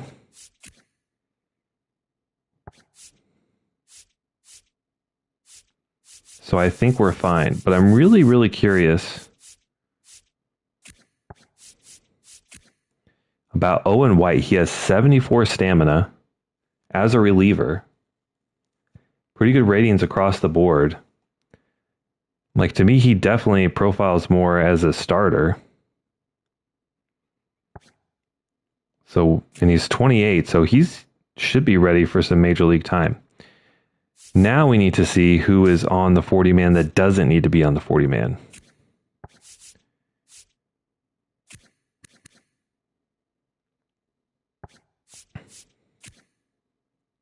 Like Tyler Gilbert should not be on the 40 man. We need to clear some space for some free agents. Iriarte, maybe. Deloach can come off. Vargas can come off. Luis Lara, like, why is he on the 40 man?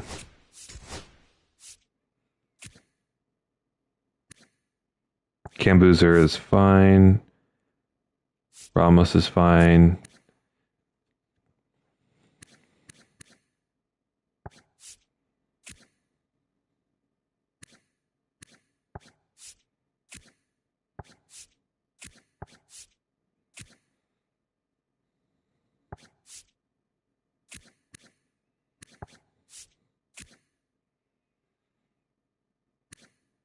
Kai Bush is probably Rule 5 eligible. Sean Burke can come off. Brooks Baldwin can come off.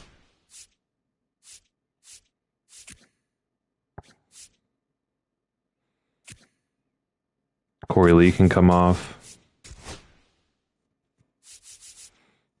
And the rest of these guys are probably starting caliber. So I don't think I should have to pull anyone off. All right, so now we're at 29, 33. So we have enough space for 7 more free agents. We also have arbitration, and a lot of guys are arbitration eligible. All right, Jonathan Cannon. He pitched pretty well last year and really well the year before. He wants $11 million a year. We have some money. We have some money to spend. Do we think he's going to be a long-term starter for us? I mean, he's pitched well enough, I think, to prove it. If we go for like a 3-year deal,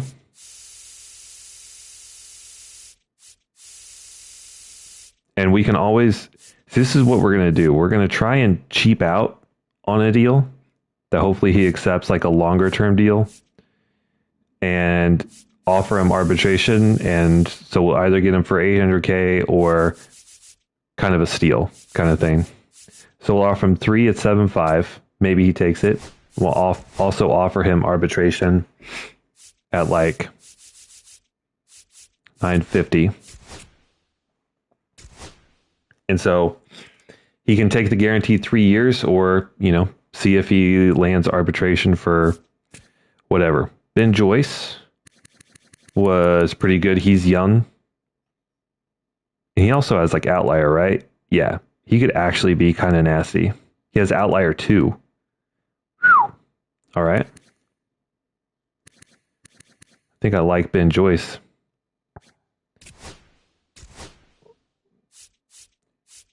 And I can get him for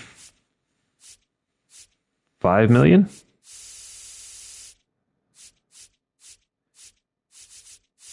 We'll offer him 4.5 over 4 years and arbitration at 2.25.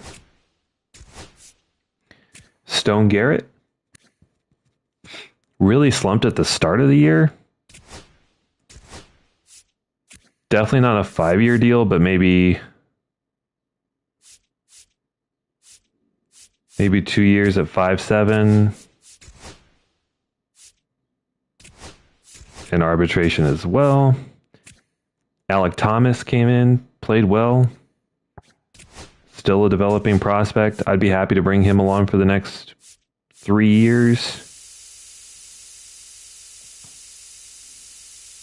And we'll see if we can get a cheap, like, $7 million deal. Or arbitration for almost 3. Eder, he's not really been super impressive, but we're probably going to lose means because we can't afford him.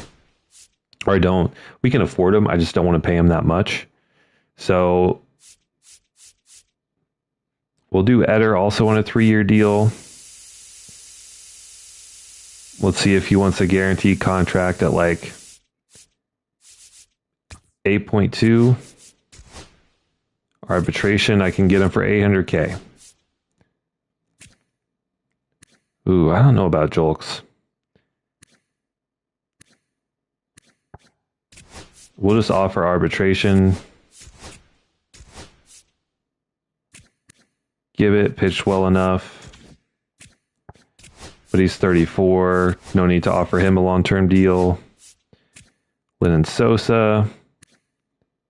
was fine, but not worth a long-term deal. We'll offer him arbitration.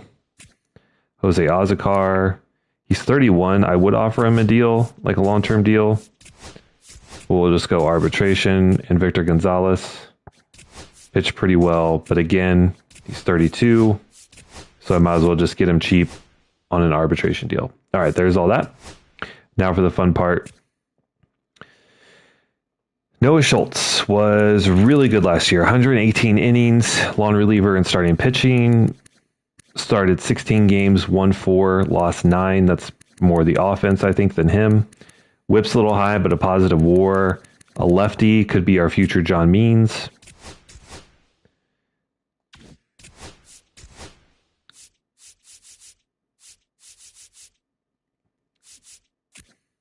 Do we think he's worth $10 million a year?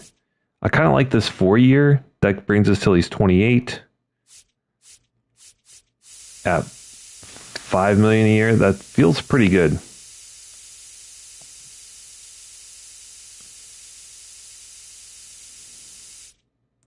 I would even go up to 6. He's one of our best young pitchers. Let's try and lock him in for the next 4 years. Hagen Smith also looks really promising. He should be a starter for us this year, but he hasn't been tested at the major league level. So we're just going to renew his contract. Kyle Teal, kind of disappointing. I don't think he's quite earned a big league contract. So we will just renew.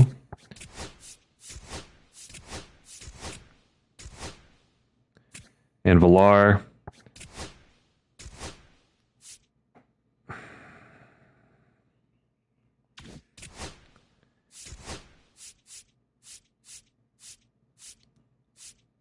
I mean, 4 years at $3 million is virtually nothing for someone who should end up being like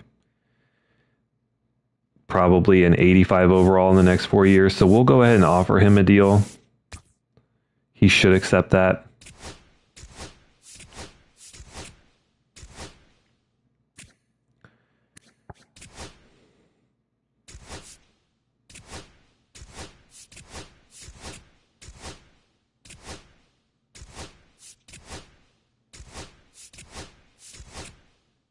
And the rest of this is kind of boring.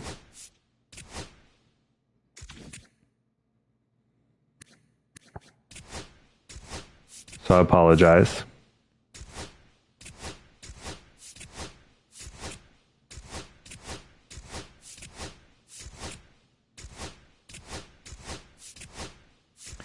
So if you're watching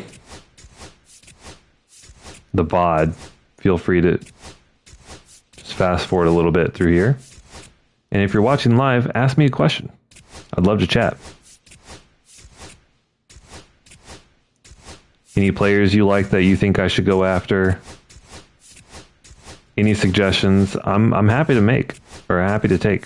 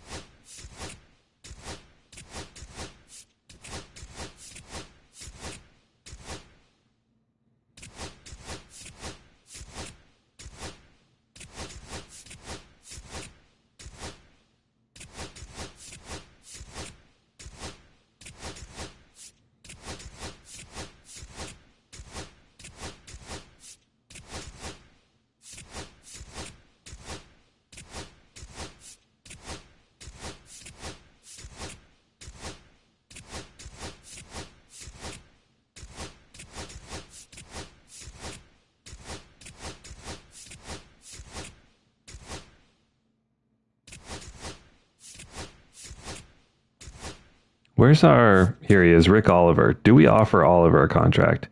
He had 261 with a 332 on base.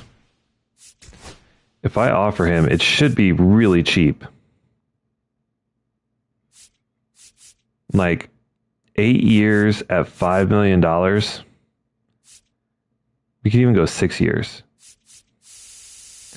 6 years for a leadoff batter that can get on base at like 350, potentially up into the 400 range. Can play decent defense. To me, that's a steal.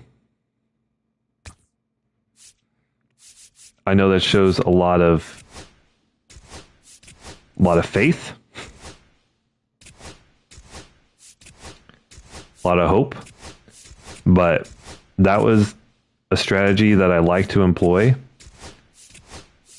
is look for guys that we can sign for long-term deals earlier in their career when they're not nearly as expensive, and kind of hope that they pan out. And if they don't, well, then I have a cheap contract to trade.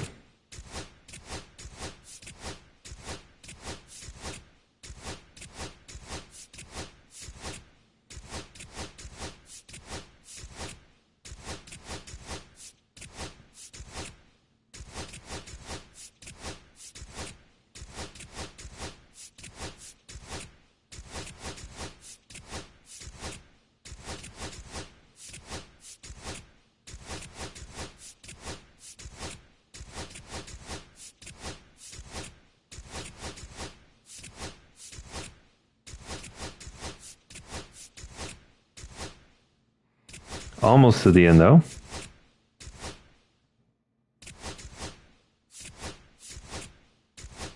Okay. So Oliver, we offered him a 6-year deal. I mean, but it's so cheap. It's so cheap. And we're looking at a guy, like I said, just quintessential leadoff hitter, can play defense if he has to, get some steals. Gilbert's on waivers. Deloach's on waivers.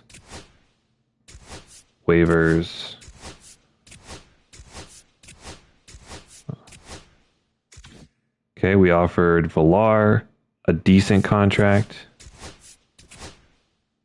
And Noah Schultz, we offered a pretty big deal. Okay, now for the fun part.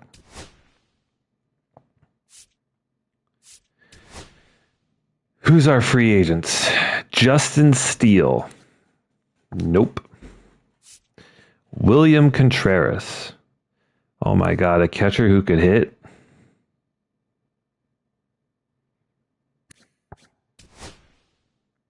He wants $17 million. That's not bad. Teal can play in the outfield. Starting pitching, even though we don't have like 90 overalls, they pitch really well. So I'm not too worried about that. Let's just go through everyone. Plus, all these pitchers are pretty old. Like Mackenzie Gore may be a guy we would sign. He's pitched really well. He wants $25 million a year, so maybe not. I like our young guys. I like them a lot. So I'm not too beat up. Getting another reliever would always be good. Like a really, really good reliever. I would pay $9 million a year for Evan Phillips. So we might come back to that.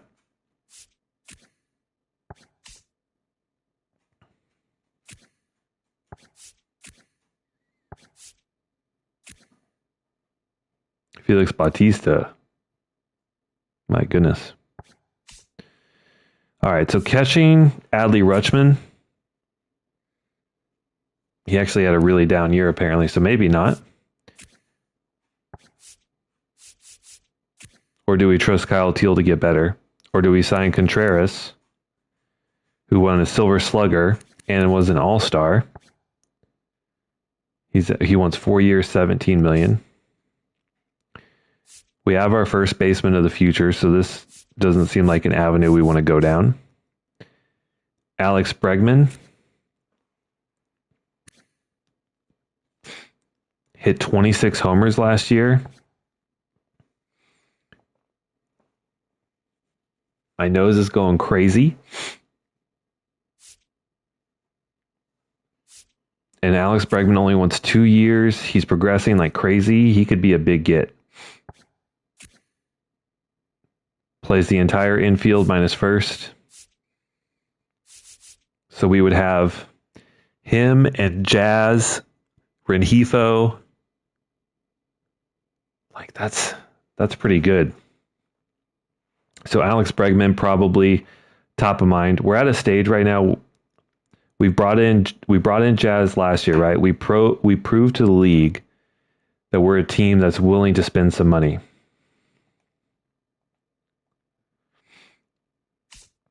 So an option. I do like Ryan McMahon. He is 33 though. Only hit 19 homers last year. So his power has fallen way off. Defensively, he's phenomenal.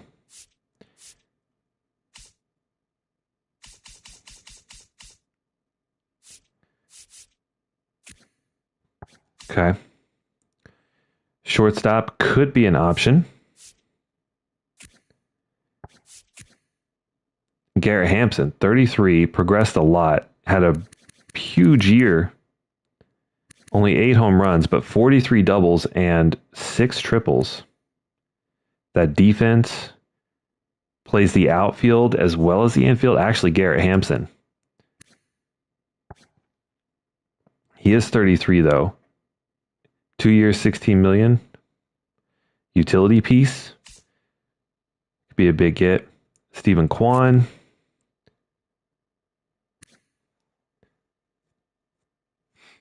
Average on base. Ooh, he wants a big contract though. He wants a really big contract. I don't think we're quite there on him yet. We could bring back Luis Robert. How did he do? So we traded him in year 1 for like a package of prospects. Went over to St. Louis and didn't do anything. Did have his best year last year. 320 on base, 263, OPS over 740, and a WAR of 2.8. But that would be really funny. He wants 5 years, 18 million. And then Seiya Suzuki, his last one. So there's some 33-year-old guys in here. Ramon Laureano, the laser. But I tell you, I really liked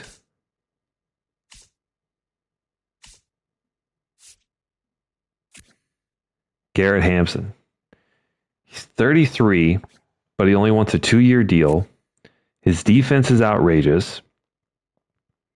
He had a breakout year last year.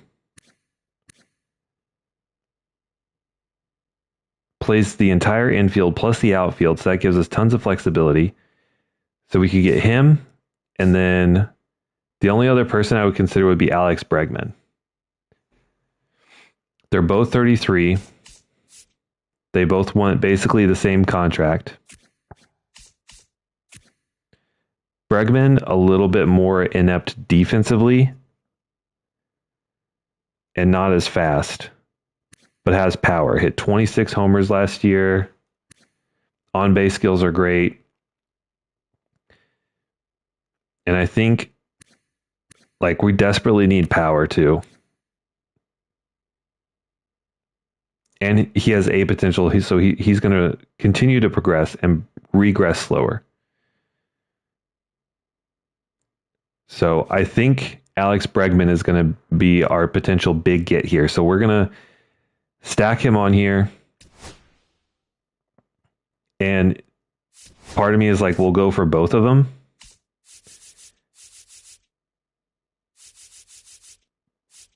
But I don't know that necessarily helps us. I mean, it does. Because Garrett Hampson can just go play the outfield and would be better than pretty much any of our outfielders.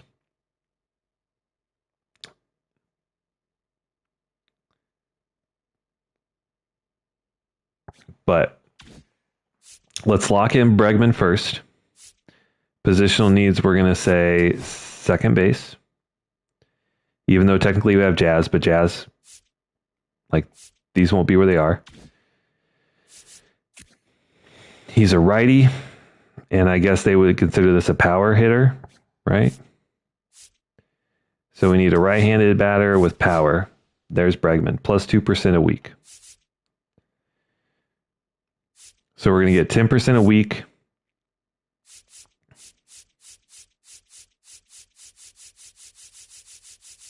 The only problem is that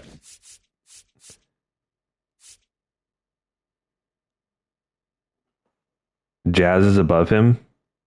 That's a motivation decrease. So that's going to be maybe a little bit of an issue, but we'll see. We'll see. We're going to lock that in. And I guess we could change Jazz's position. That's kind of like some cheese. But we could like change Jazz's primary position to third base so that there's no competition.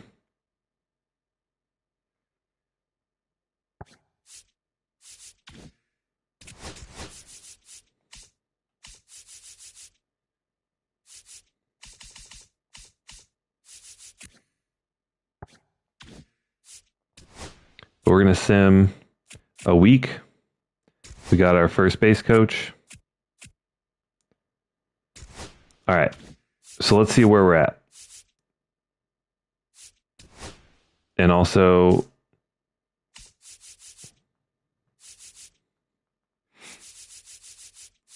it looks like we did get Noah Schultz. He signs his 4-year, $6 million contract.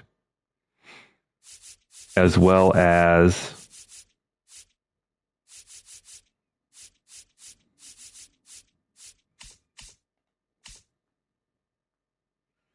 nope, Rick Oliver still has not accepted. Okay.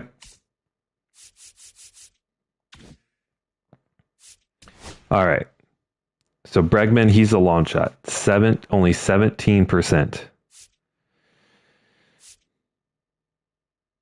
Motivation decrease because Jazz, but we wouldn't have him play second base. He would probably play. Actually, maybe he would play second and then Jazz would play third. Or short. I don't know.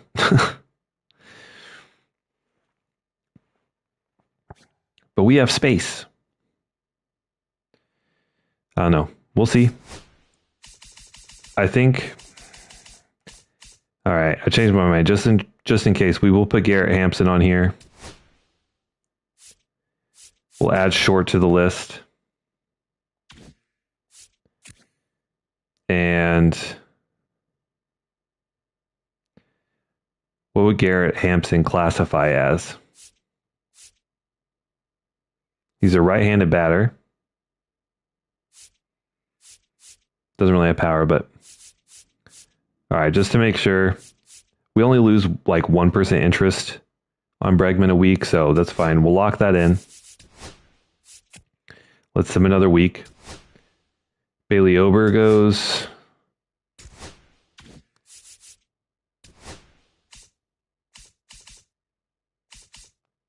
Okay. So we can go back and renew these contracts. Now that all these guys have cleared waivers.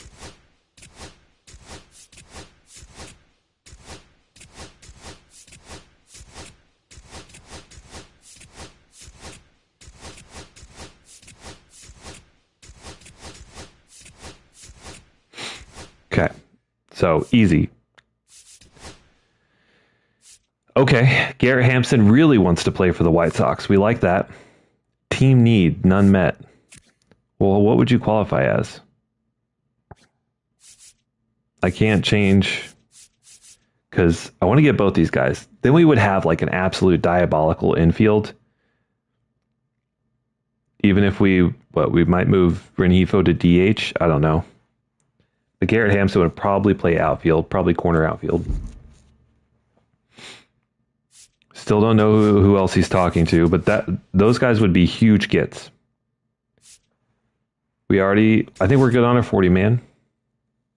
Last day to offer salary arbitration. I think we already took care of that. Chris Bubich goes to the Pirates in exchange for a couple prospects. And it's now or never on Alex Bregman.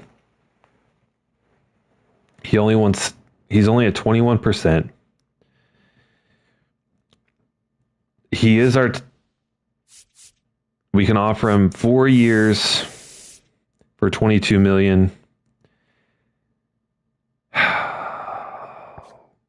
That's like a third of our budget. It's an overpay. It gets us to 38%. I don't think he takes this though.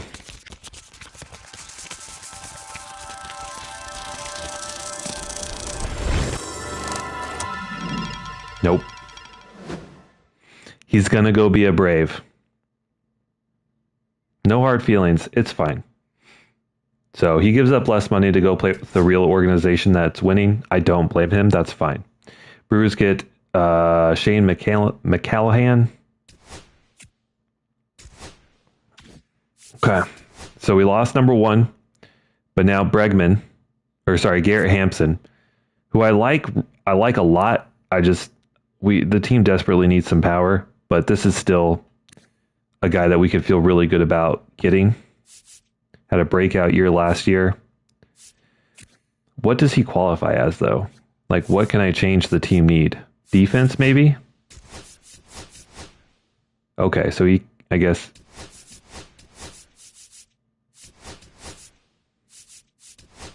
Okay. He is a right-handed batter, right? Yeah. All right, but we should be able to get him pretty easy, even though the team quality is not there.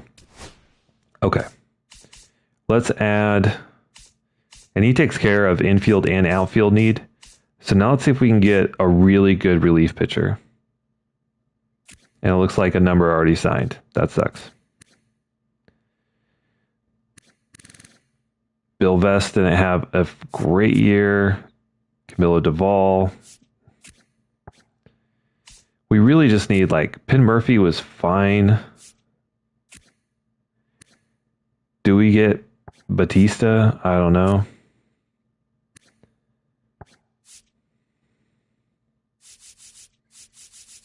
None of these guys put up crazy numbers.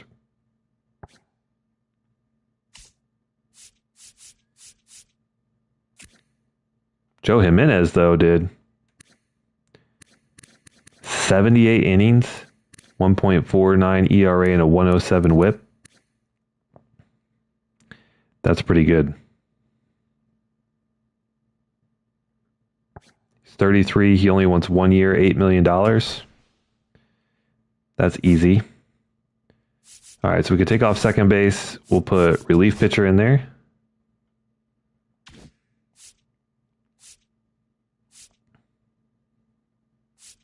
Okay.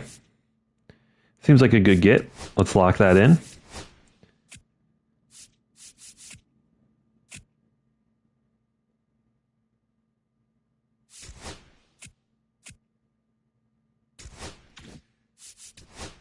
All right, we are at 50% with Garrett Hampson.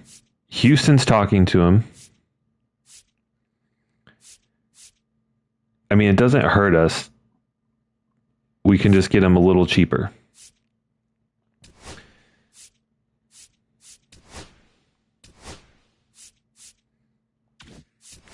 Oh, man. I didn't mean to change him. All right. He's 33.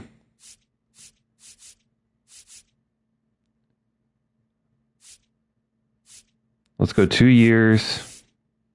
We still have a ton of money. 2 years, $20 million per year. That's quite a lot, but we're not going to spend money anywhere else right now, so we'll send him a contract.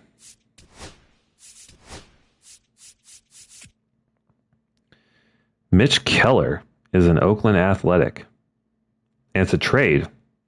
They're sending a catcher and starting pitcher Oswaldo Bido. Contract decision for Garrett Hampson. Not quite right. Okay. Pirates get Adley Rutschman for a $91 million deal. William Contreras goes to the Mariners.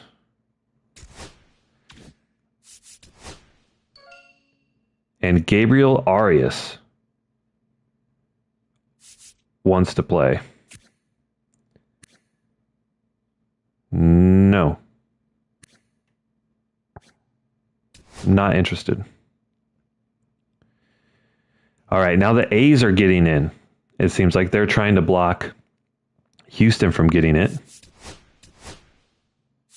So last time we said 2 years, 20 million, but we went up 8%, right? So if we offer again, we're now at 68%. Can we get to 70? Let's offer 2.8 million for 2 years. That's a 70%. Feel like that puts us in the race there. All right. So we actually had a decent year. Normally we're at the very top 3 of the worst teams. So progress. We have a 2.7% chance to get the number 1 overall pick. Normally we fall. Last year we stayed right where we were at the number 1. Will we go up this year? We actually fall a spot. So we still pick in the top 10 at number 10. The Athletics catch a huge break and go up 9 spots to the number 2 spot. And the Cardinals maintain their number 1 pick. So we lose a pick, but that's okay. We're still in the top 10. I'm sure we can still find some quality players. Overall, our drafts have been pretty good. Now or never on Garrett Hampson. We already offered him a contract, but we'll offer him again, I guess. 2 years. This is the max offer for 2 years.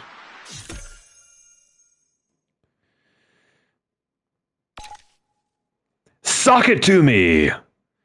Garrett Hampson is a Chicago White Sox. He's 38th ranked free agent on the board, so we get another top 50. That's kind of what we've been doing. We've been bringing in 1 or 2 top 50 guys a year, and we get them. Braves get Stephen Kwan.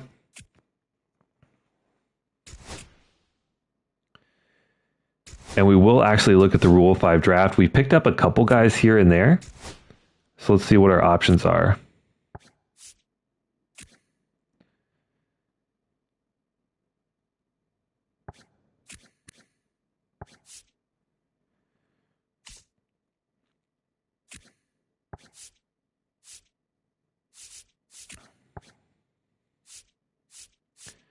Nothing really jumping out here.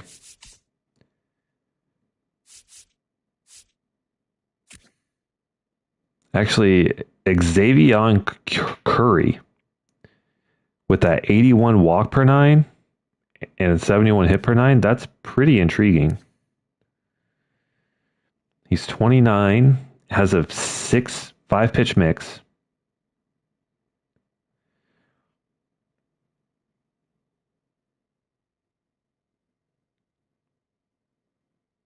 I mean, the hit per 9 and walk per 9 should play.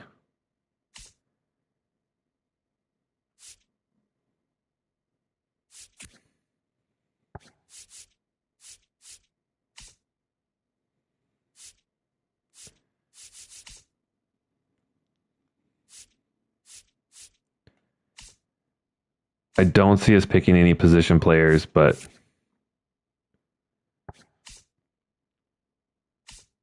I'm looking just to see what we got. You never know. Sometimes could be some guys with some really good contact in here, but usually it's best. I actually really like Xavier Curry here. He's 29. He's got decent enough stamina at 39. He could actually be a long reliever. Decent clutch, but the walk per 9 and the hit per 9 is really good. So we're actually going to sign him. And then that'll be it.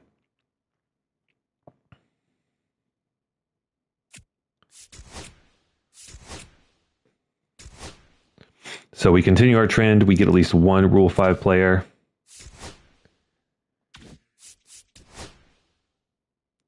Joe Jimenez is in here, almost 50%. What else we got? Do we go for a top-rated pitcher? Why is Joe Steele so good? I guess maybe just the insane break. I mean, his walk per nine is really good. He wants $33 million a year. Mackenzie Gore is young, and he's pitched outrageous.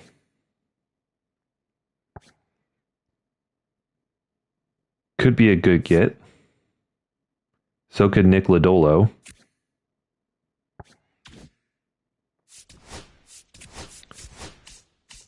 So far, we would have Drew Thorpe, Jonathan Cannon, Bryce Wilson, Noah Schultz, Hagen Smith, and Eder. That would probably be our top guys. Hagen Smith is probably going to start in the minors.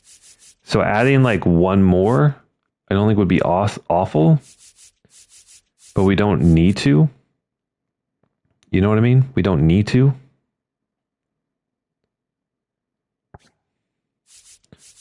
But we also we have money.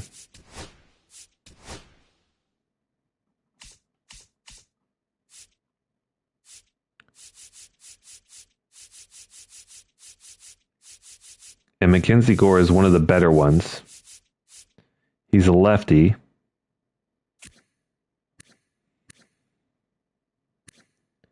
And he's pitched really well the last few years. I think we'll offer him. If we have the money, we might as well.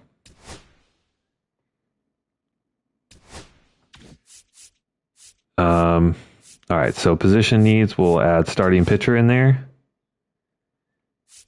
And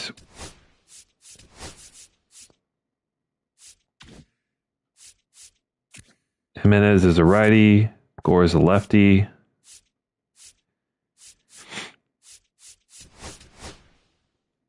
Okay.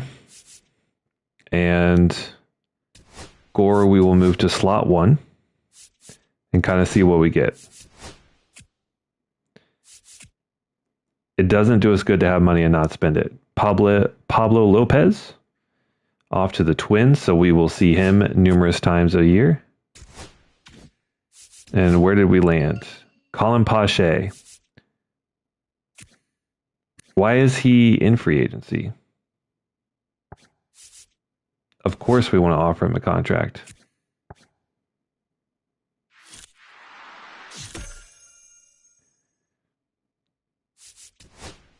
I feel like this has happened a couple times. There's been guys where I don't know how they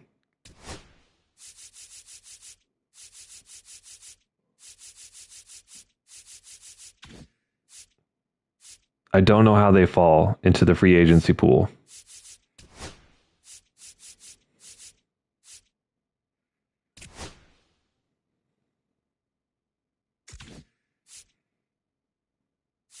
I really don't know. It's kind of weird. Because this has never happened to me before in previous MLB The Shows. But anyway. Okay. We're a long shot on Gore. We can offer on Jimenez, but no one else is verifying is going after him. So we can still change. We can still wait. Pache should sign. Just kidding.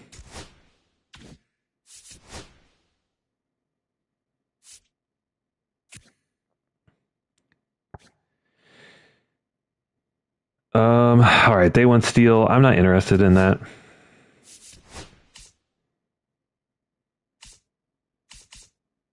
Where's Pache? AJ Puck is kind of nasty.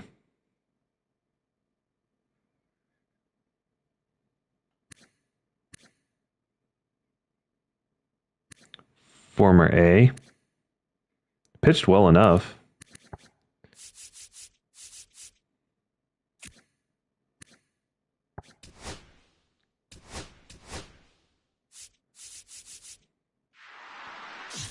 All right, so we'll offer Pache. All right, looks like some people are getting in the mix on Jimenez.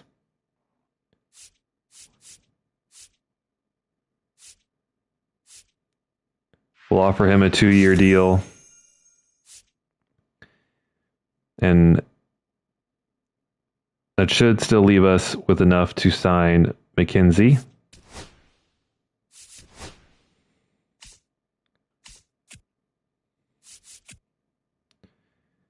Jimenez is a White Sox. Fantastic. 2 years, $8 million. Top 30 free agent. And Pache, I'm sure he takes this. We were at like 90%. He's back. So the bullpen's looking kind of nasty. 31% on Gore.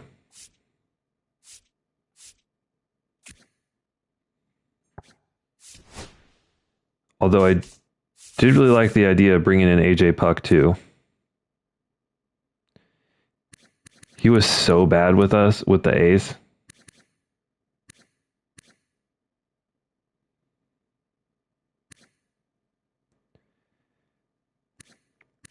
But he was phenomenal these last 2 years. He's 32, another lefty.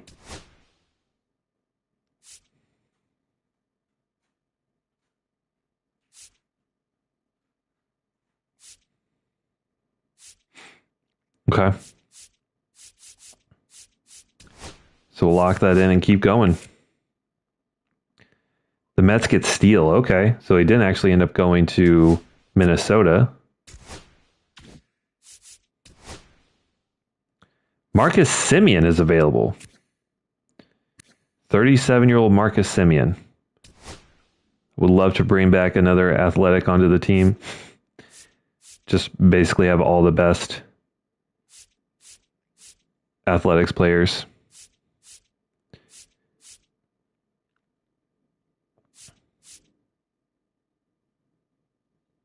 Still can't offer on Gore. We can't offer on Puck, but no one seems to be offering, so we'll just lock that in. We'll go another week.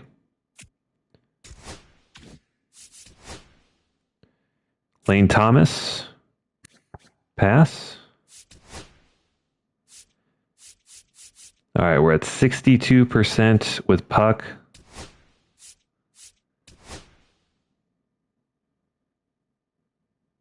Ooh, but if we offer him, then we don't have enough for Mackenzie Gore. We're actually really close to being out of money. I would rather sign Gore than Puck. Our bullpen is pretty good as it is. So we'll lock that in. Go one more week.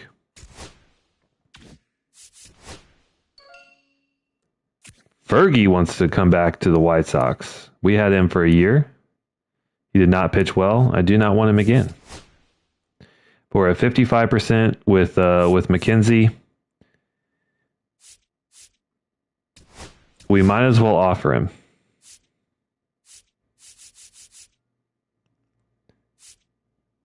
He's 29. We could up the years. 6 years, we would have him until he's 35. He's shown consistency the last 4 years, so it doesn't feel like too big of a risk. Top 10 free agent, but we just wouldn't be able to afford anything after that. That's fine. We'll offer. And we got a 5% boost. If we lose out on Puck, it's not a huge burn.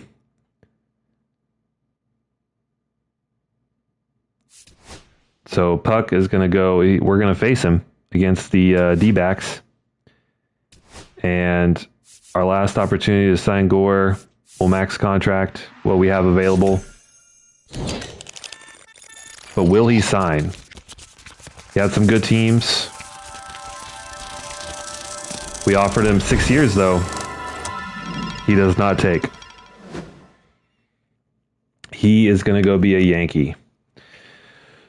Oh, man. 6 years, so he gets a 6-year deal with the Yankees.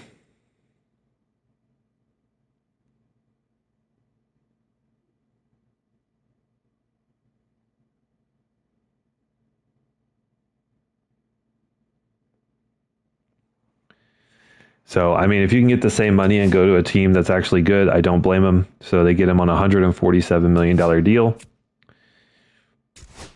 And now we have no one on our free agency board. Keegan Aiken, pass.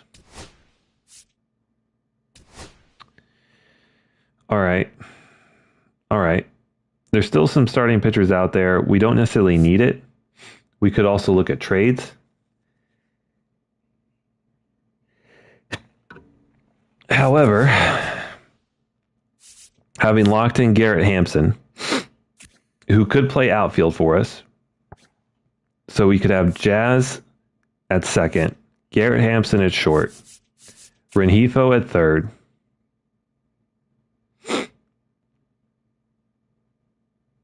although Rengifo not the best.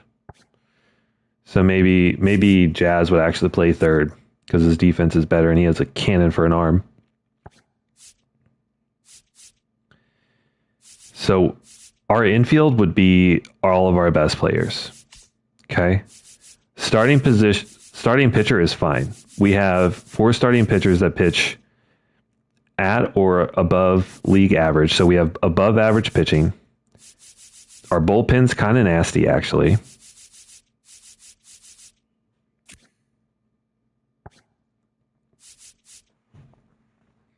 Not much youth, but it's kind of to be expected.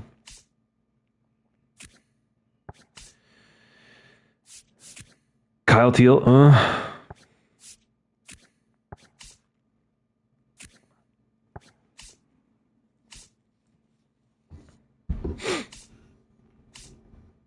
and then our outfield.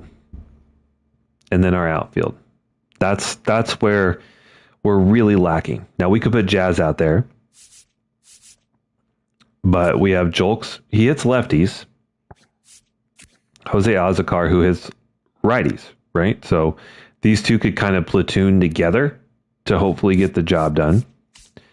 And then Alec Thomas and Ruiz. So Thomas hits righties. Ruiz hits lefties.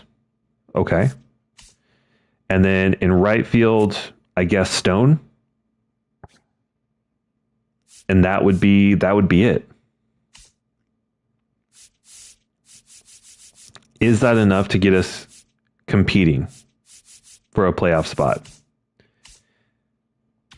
Maybe. Is there someone out here that is the piece to the puzzle? I'm not really interested in a 34-year-old pitcher. Like,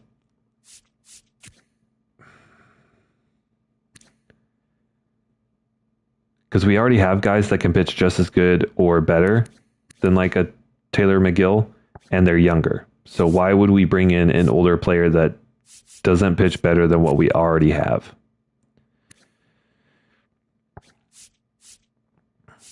We could bring back Means.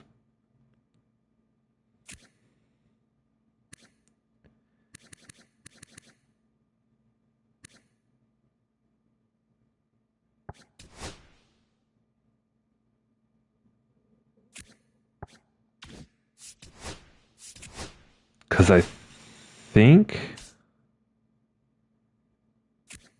Thorpe is a righty. Okay, Schultz is a lefty, but he could easily not have a good year, right? He pitched well enough, but his ratings aren't great.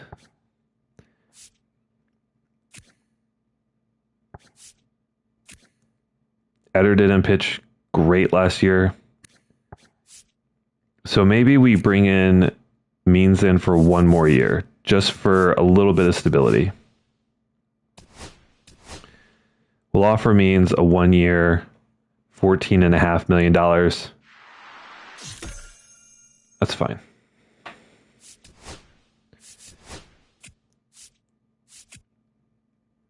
And Means, he should sign. Okay. And so John Means is back. And that's it. I think we're good. This still gives us money for our arbitration players.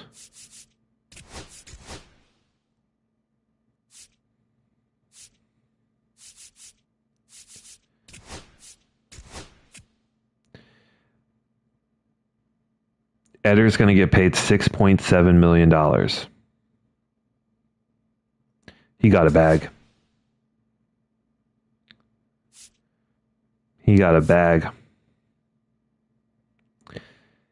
So our infield is better, and our relief pitching is awesome. Our starting pitcher ratings aren't good, but we know that they pitch really, really well.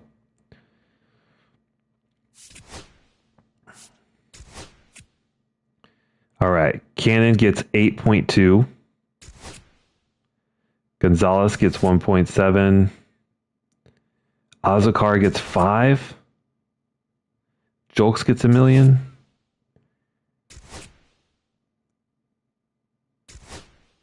Wow. So we just paid out a lot of money out of arbitration.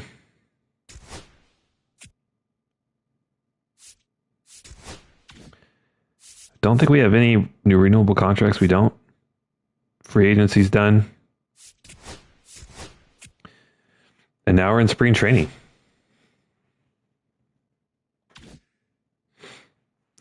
All right. So after it's all said and done, we're now first in speed, 11th in contact, 8th in defense. So a big jump. We go from 29th to 24th. And I really hate how it says pitching is ranked 25th because I know it's just based off ratings, but our guys pitch really good. We don't really care about spring training. So we're just going to go ahead and go to the regular season. And here we are. 22nd ranked now. So if we look at the roster, all right, so we'll have Thorpe, Cannon, Wilson, Means, Schultz. Smith is going to start in AAA, which seems right. Have Eder, Jerpy, Burke, and Kai Bush are all in AAA. They want Gonzalez. Why is Wilkman Gonzalez? Is he out of options? He is out of options.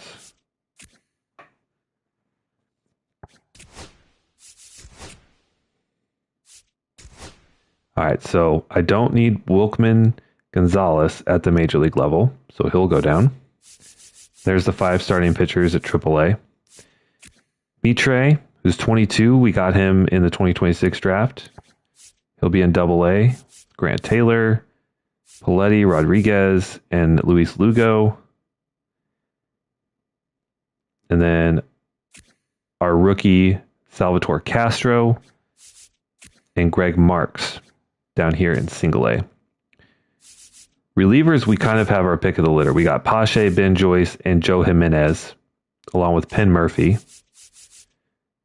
Xavier Curry, who we got in the Rule 5 draft. Iriarte, who could be a starter, actually. He'll actually probably be our long reliever. So I'm a little nervous, but he is 26.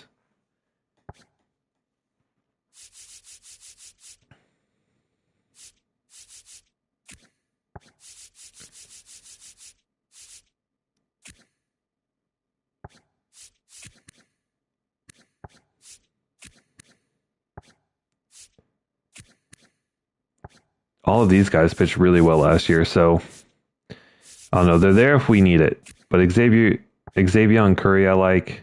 I guess we could move one of these guys up.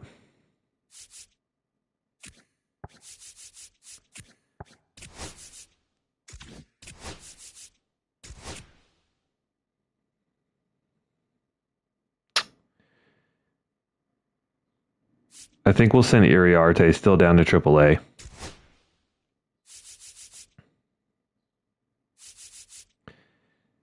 And then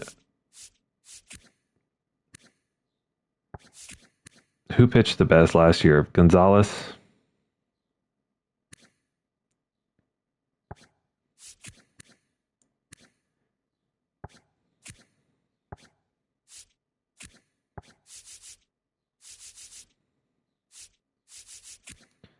Righty, lefty.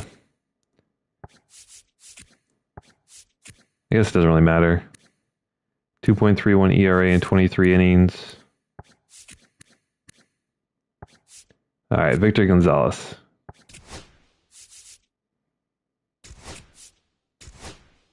Okay. Catching, we got Kyle Teal, Cuero, should not be at the major league level yet, but neither should Sussex.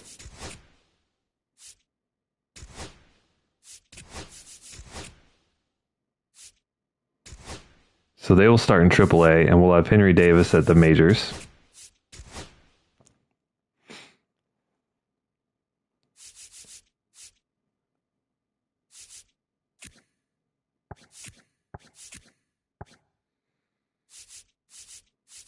I guess we'll do Cuero actually down at AA, just because he's the youngest one. And just continue to get him opportunity to get better and just crush AA ball. Villar will maintain at first. Jazz, Rengifo, Lennon Sosa they have in AA. Okay.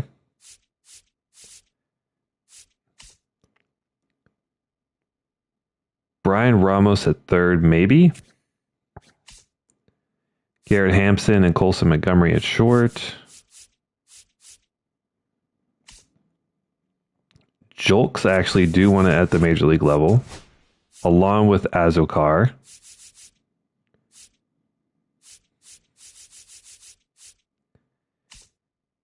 And then Alec Thomas, Ruiz, yep. And Stone, yep. I actually want Suggs at AA to start.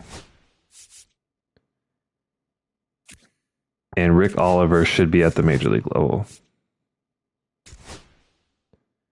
Okay.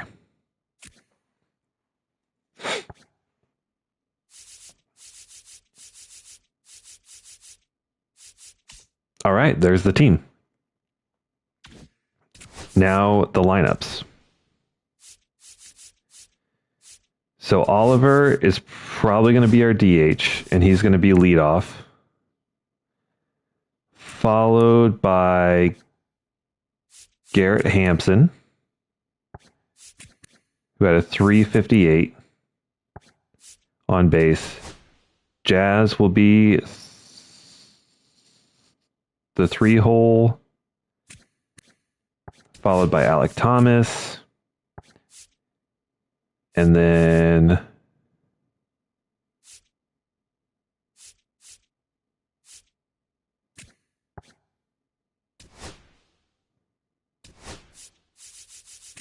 do I want Jazz at second or third? Jazz is going to play third.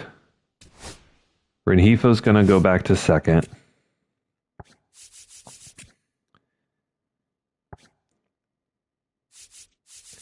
Garrett Hampson at short. Stone at right. Teal at catcher.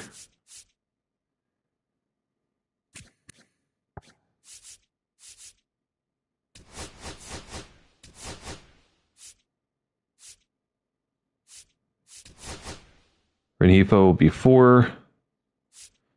Thomas, Azokar, Kyle Teal, Stone, Garrett. Teal in the 8-hole. And Stone will kind of act as like our secondary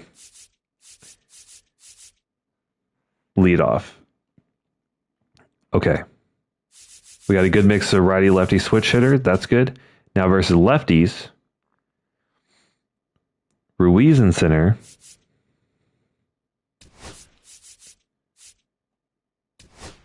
Rick Oliver will DH.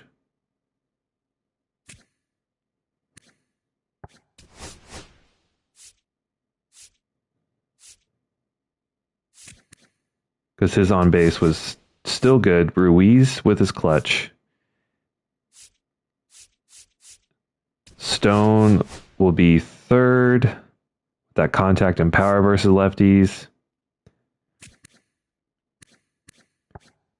And we can switch Garrett Hampson up here. Actually, let's do Garrett Hampson here and then Ruiz. And then catcher is going to be Kyle Teal.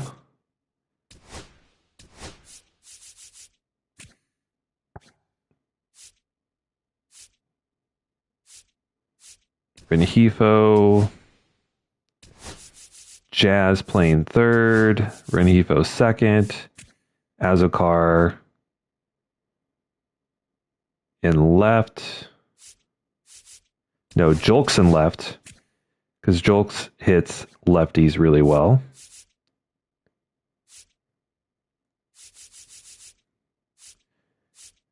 Ruiz in center.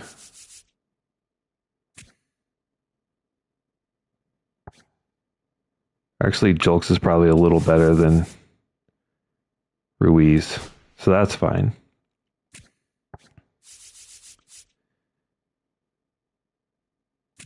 And Renifo should probably be up here, honestly.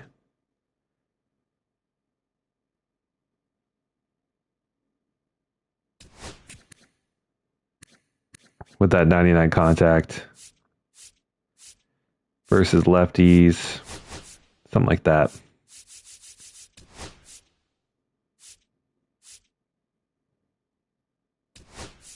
Yeah. Yeah. I like that.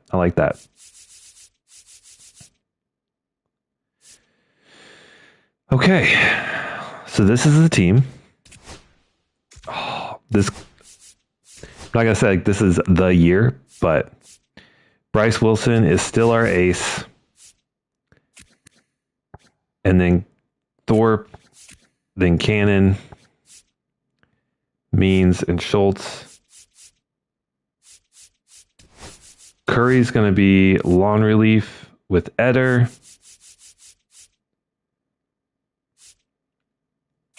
Jimenez is the closer. Pache is the setup man. Ben Joyce in middle relief. Okay. And now it's time for opening day, where we will take on Kansas City at home. So the start of season 4, I think.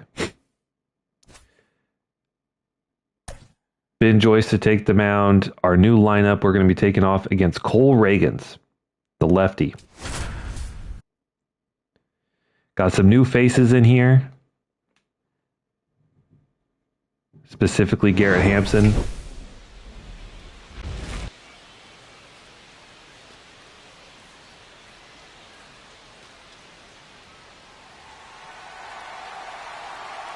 I love that we have an opening day game at home. There's the flyover.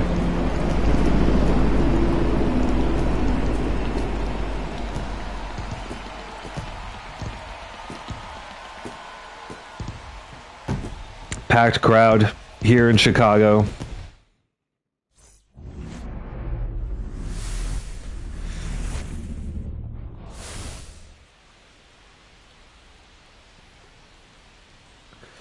Let's see what we can do in the South Side versus Kansas City. Bryce Wilson, 33 games last year with a winning record of 10-9, 171 innings, ERA at 3.26 and a WHIP at 1.12 or 16. Does not walk. Doesn't strike out a ton.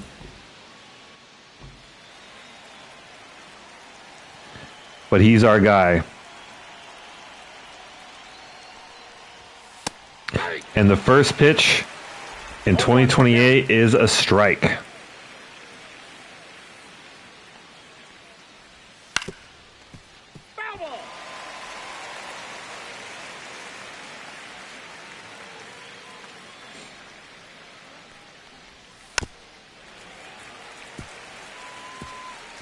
Who is Jacob Young? Okay.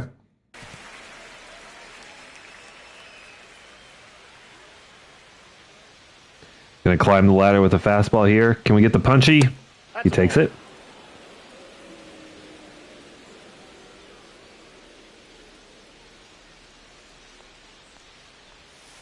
There we go.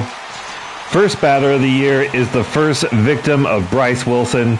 Goes down swinging on the changeup.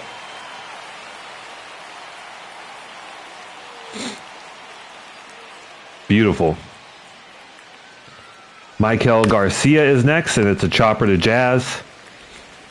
He's played all over. Started at center, played some second last year, and now playing third. Our infield is kind of nasty, which means it's only going to help our pitching even more. Now we can really pitch to contact when we need to without a big threat. And there's our boy, Garrett Hampson, making a snag. Nothing is getting past this infield, and I feel really good about that. Speaking of Garrett Hampson, here he is leading off. At 297 last year, OPS almost 8, and now facing Cole Reagans, who in real life I think throws closer to triple digits.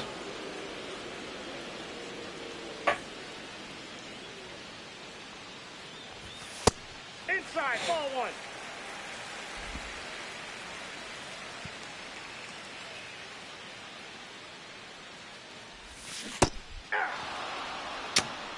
Good changeup, though. 2 strikes.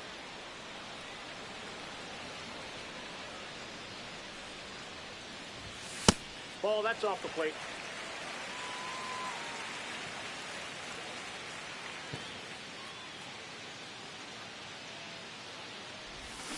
Oh my goodness.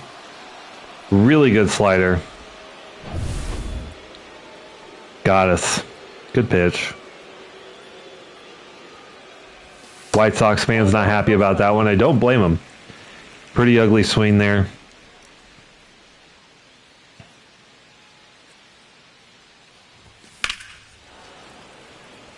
Just a little late on that fastball.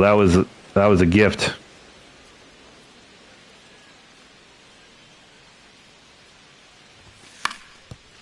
No, that's foul. 94 below the zone.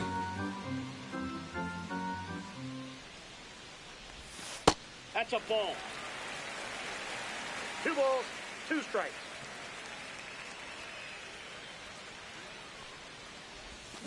Oh my God, the slider again. Gets Rengifo. Back-to-back batters going down on the slider. And then Stone way out in front of the changeup. I mean, Cole Reagans is an ace for a reason. He's definitely not a bad pitcher. Ooh, but that one hit really hard. But foul. Stone's a guy that I was kind of hoping for more. I don't know if it's just because he wasn't snagged in free agency or what, and we picked him up, but he started off really, really slow for us. Hit Reagans pretty hard there, both pull and opposite field, but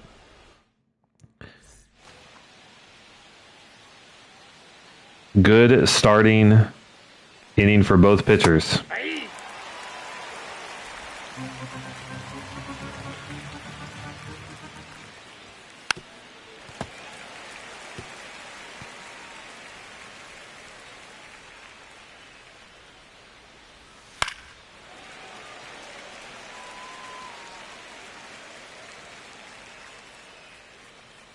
Let's see what Bobby Witt can do.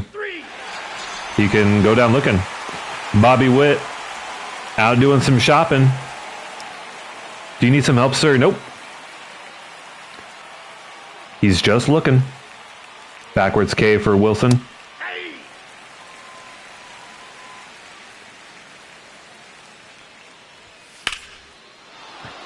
And that one's gone. Max Kepler pulls an inside fastball. I don't think that was located particularly poorly.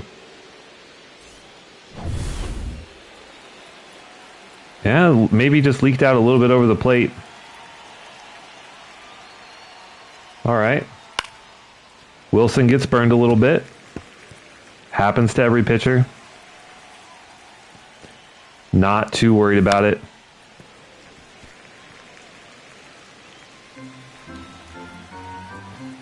Let's see if we can get past MJ Melendez and feel a lot better about ourselves. Good bounce back. So 2 strikeouts and then a home run. Not the best line, but we'll take it, I guess.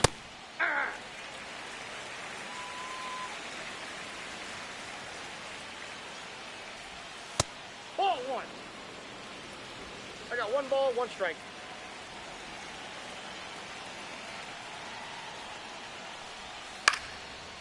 Ooh.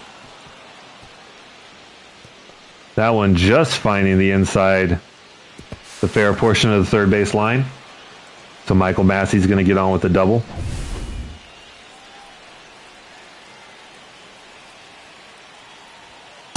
Ball, that's down. We still trust Bryce Wilson, though. I got a ball, 1 strike.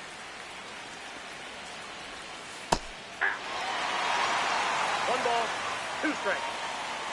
We're going to try and climb the ladder here, and got him. So we gave up a double, we gave up a home run, but we also struck out 3 in that inning. Bryce Wilson looked pretty pumped coming off the mound there. Blowing 94 up in the zone. All right, we looked pretty bad against Cole Reagans in inning 1. Let's see what we can do here in the second.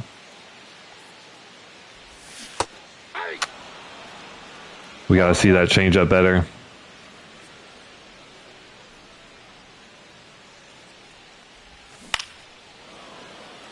There's that inside slider that's gotten 2 batters so far. Ruiz grabs it, pulls it. 3. Good location there from Reagans. We knew it was up and in, but I thought it was outside. We are wrong.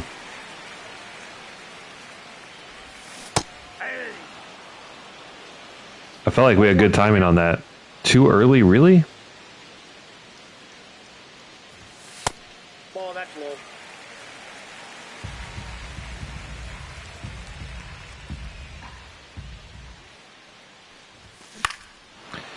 Jazz improved on his stats from last year, from a year before. Except for home runs. Did not hit for power. Really struggled versus lefties, which is obviously what he faces here. So looking for a little bit more consistency on that end.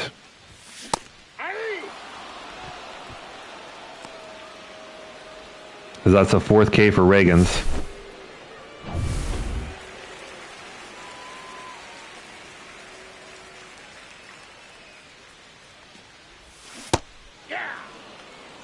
Change up left off, and we just way out in front of it.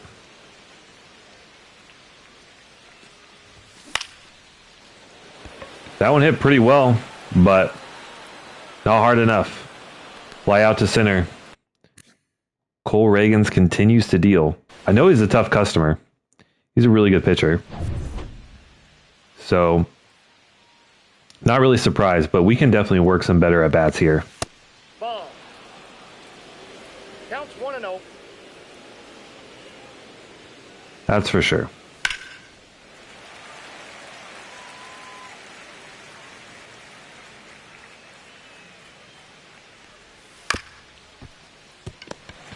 And our rookie Gold Glove winner, I guess I should add Villar at first, did not win Rookie of the Year, but did win a Gold Glove at first, which for me is a pretty big accomplishment. I think in real life, if you had a rookie win a Gold Glove, he would also be Rookie of the Year, but he didn't hit particularly well, so that holds some weight. Runner, he's going, he's going. Hey! He's safe.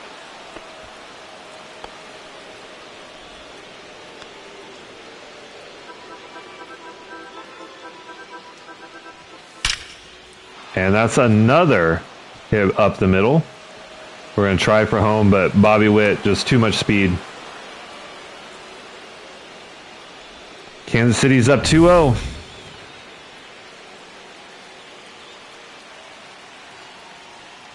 Wilson getting worked around a little bit. just couple singles up the middle, and they're going to run again. Good jump from Kyle Teal, and he got him. Easier to run on the slurve, not so easy to run on a fastball cutter.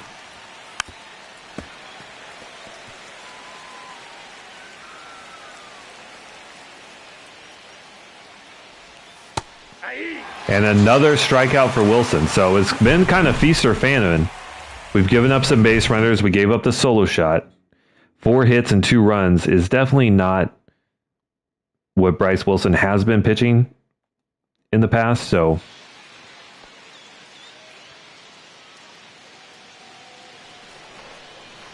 now let's see what Kyle Teal can do. Sophomore season. Gets a slider right down the center of the plate, and we're just so early on it. Just doesn't feel early. But He's out. Obviously ratings play into that, right? If you have increased vision, that expands the time for your good timing swings.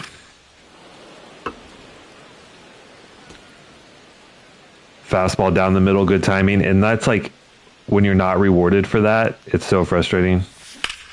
Although that one's barreled. That one's pretty high. That one's pretty deep at the track. And it's gone. Ladies and gentlemen, boys and girls, pack your bags. Next stop, Pound Town. Corey Julks with a solo shot. 369 feet out on the left. You love to see it. Bop.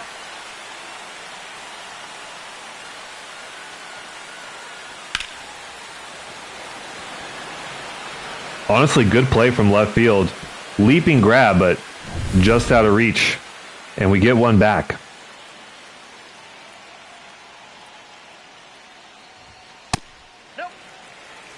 Okay. Generous call there. Rick Oliver looking back at the umpire like, are you sure about that, bro? But we'll take it.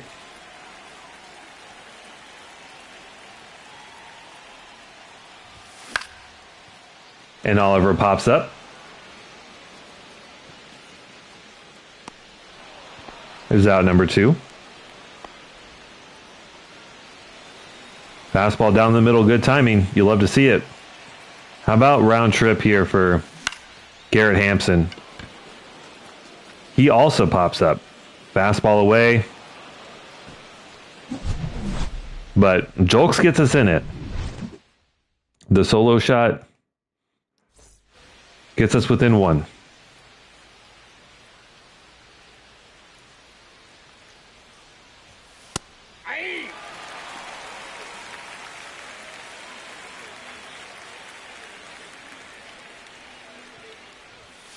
Ball 1.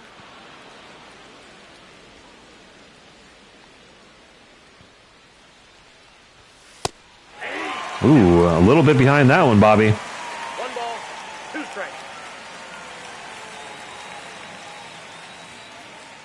Are you looking for a fastball now? Too far off the plate. Let's try cutter away, see if that goes. Oh, it does not. And Bobby Witt with great speed will hold up at second with a double.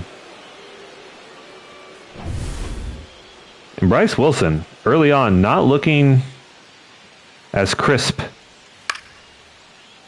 as years past. I mean, we still have faith in him. And he's gotten like 5 or 6 punch outs. So it's not like he's pitched terribly. It's just when he has gotten hit, he's gotten hit very hard. How do you make contact with that?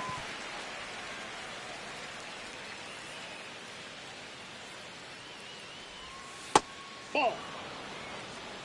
1 ball, 2 strikes the count. That was outrageous.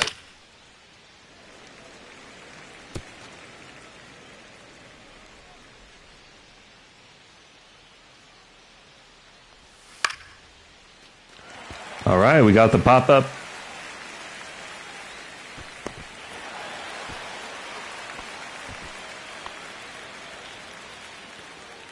That at-bat took a little bit longer than I think would have liked.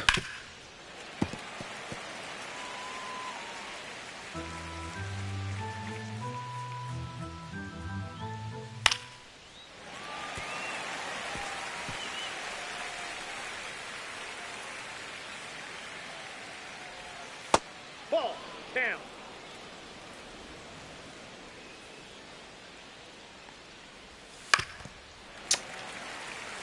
Brother, how are you making contact with this?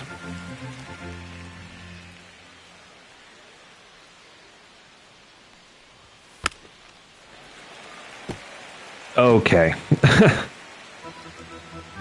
Look where that is. He has 48 contact. You're telling me he's making... It's a little outrageous.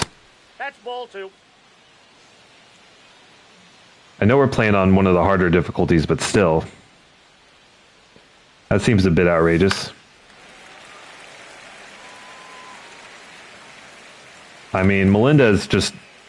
I feel like I don't have to throw him anything at the zone, but...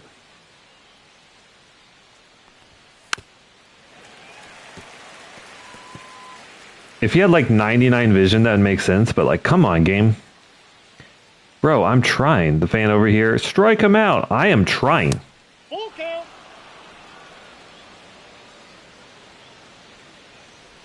He's just getting contact on everything. Jesus. This is the 11th pitch in this at-bat. Should never go this long with a guy with his ratings. Finally get a pop-up.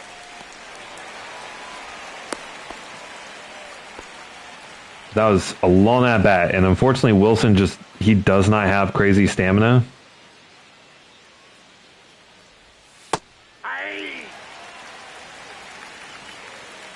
And so those are really, really hard.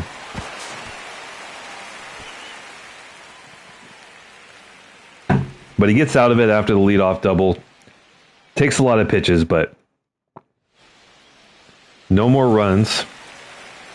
Still on with Reagan's. 30 pitches through 3 full innings. Has been really efficient. Gosh. And he's been leaving those changeups up. We just way out in front of them.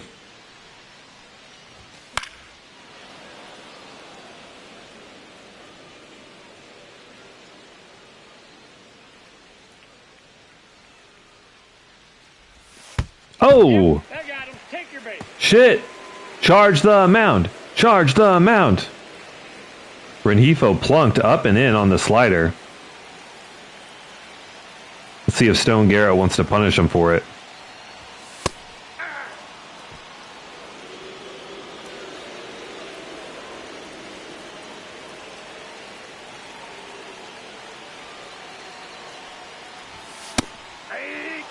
What the hell was that? No balls, 2 strikes.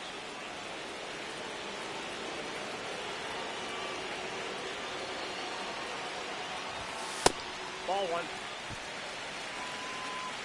Disgusting swing from Garrett.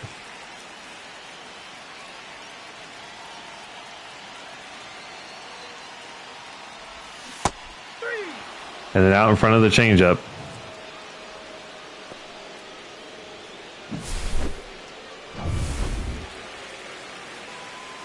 That's very early? Are you serious? We can still make contact on very early, though. 0-1.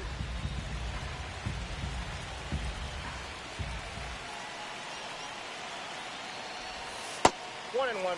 Pitching away. Looks like they're worried about the steal.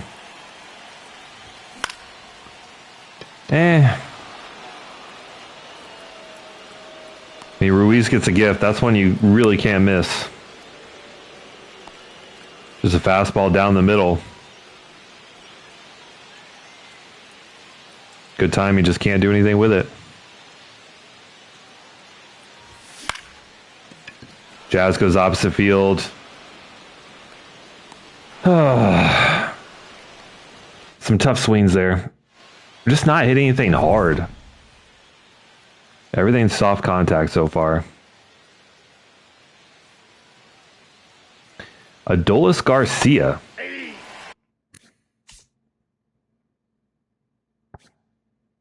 How old is he? 35?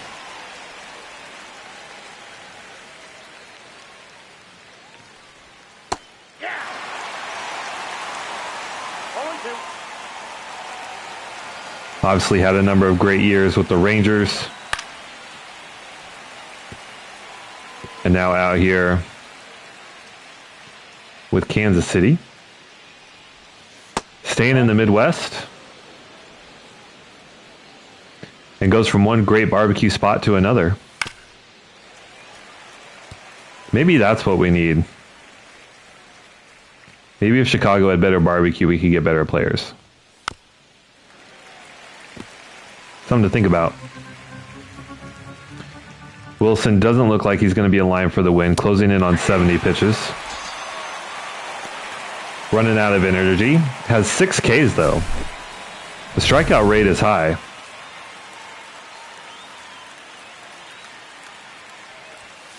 Hey. All ones the count. All one.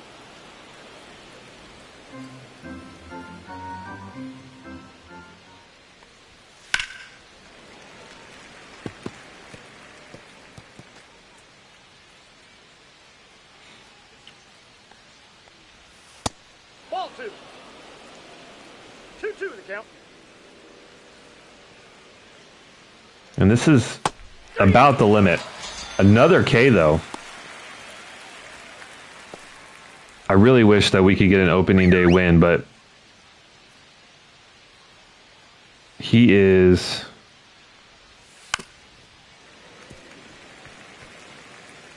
getting really gassed, and they really want to bunt.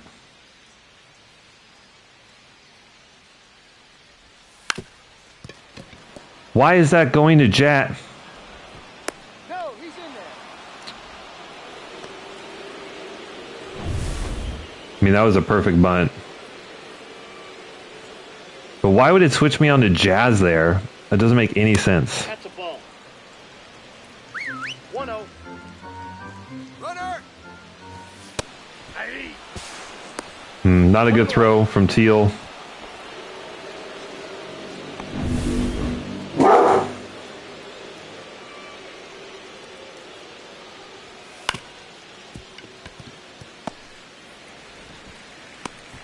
All right, we get out of it. That Young's a tough cookie. He's got speed. Oh my goodness. All right, I'm going to tentatively keep Wilson in, but let's get Joyce and Gonzalez up.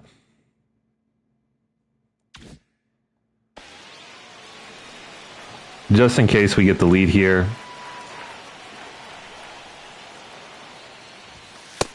Nope, that's down.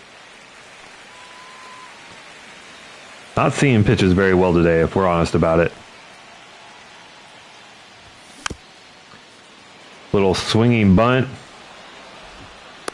Got him. Cutter middle of the plate. Just early's fine. Tell me you just swing it. Says early.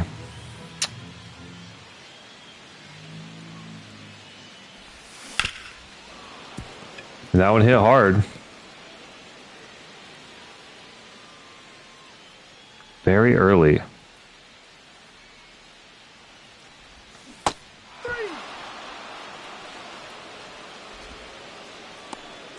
I really don't feel like I'm mistiming these. I don't know. Nope.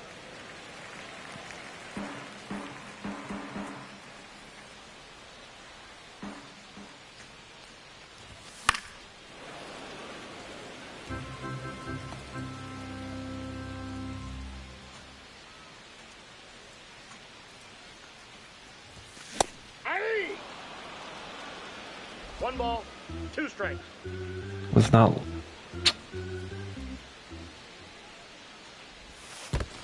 2 balls, 2 strikes. One thing we haven't done with Reagan's is gone deep into counts with him. Because we keep swinging through changeups. That one I know I was early on. Damn. All right. So since we don't give him the lead, we're going to switch to Ben Joyce. I think this is our first time pitching with him.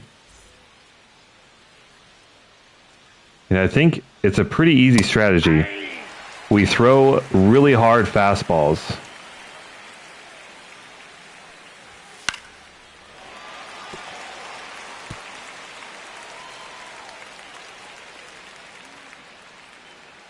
And then like a slider off of it.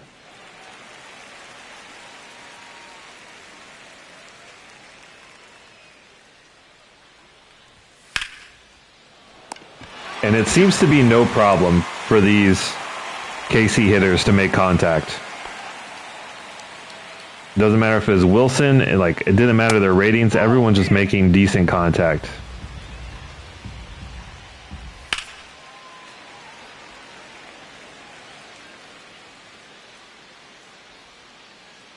It's kind of absurd. That slider was a mile from where we wanted it.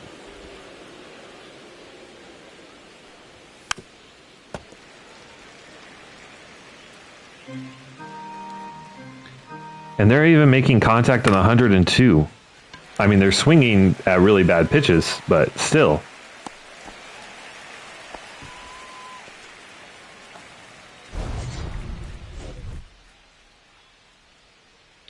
There's the home run from the second inning that started the scoring in this game.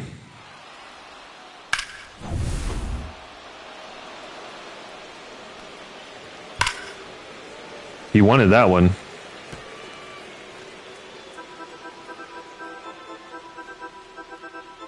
Clearly looking fastball. No balls, 2 strikes. 3. So we fool him with the changeup. All right, let's see if we can actually hit Cole Reagans a little bit. I don't know why. We just can't time anything up. That's outside. Does he have big break? I mean, he does have 99 break. So it's not just me. These pitches are moving. 2 balls, no strikes.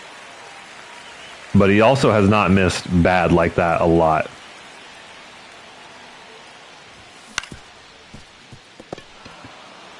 But we just can't barrel the baseball.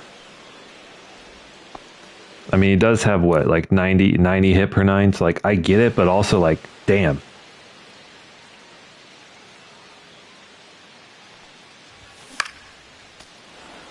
Fastball down the middle. Very early. Come on. Hey, 2.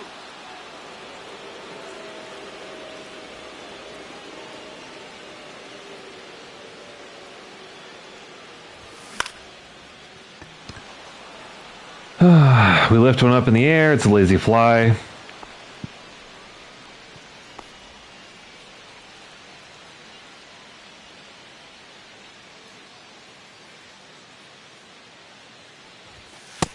Nope, ball 1. Ball 1, no strikes.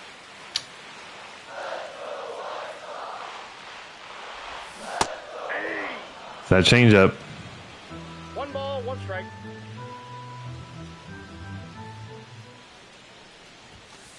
Ball. 2-1.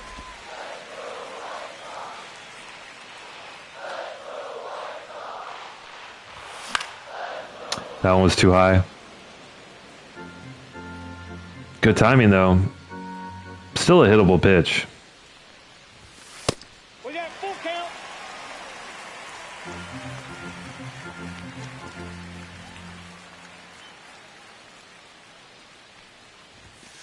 No, ball 4. All right, good take. Very close pitch, but we work one. Sometimes you just need a little bit of luck, and you need some of those to go your way.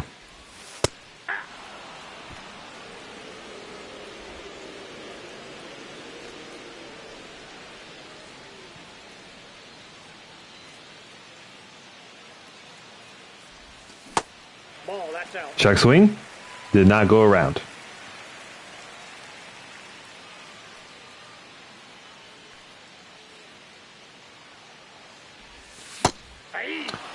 Really late on that slider. Ball, 2 strikes.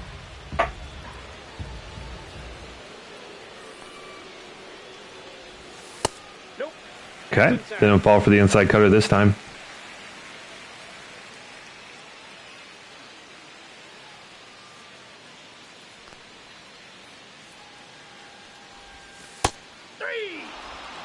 And that just catches the zone. Jesus Christ, dude.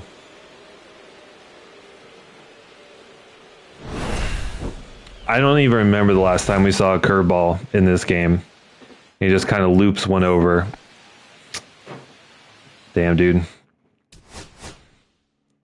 All right, looks like Ben Joyce is still good to stay in.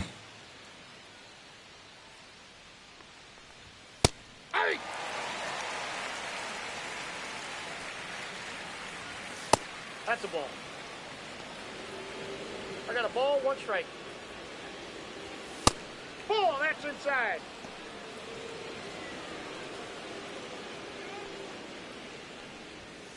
So he definitely doesn't want to call the inside pitches at all.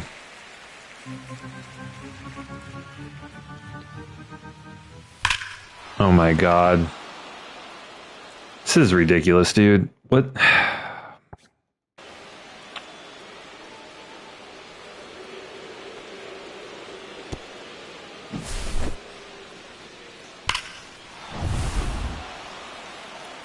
.63 contact, and he has the power, sure, but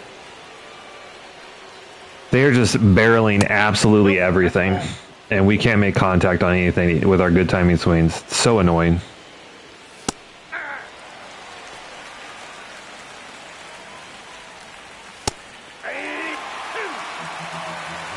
One ball, 2 strikes. 3.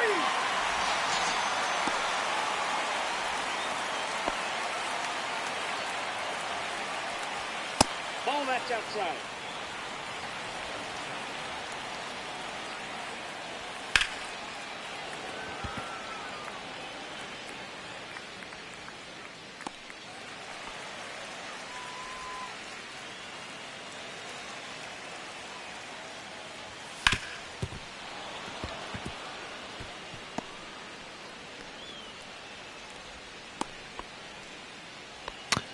Getting annoyed. Like, I know, right? Fastball down the middle, but it's like 102, and these guys, their ratings.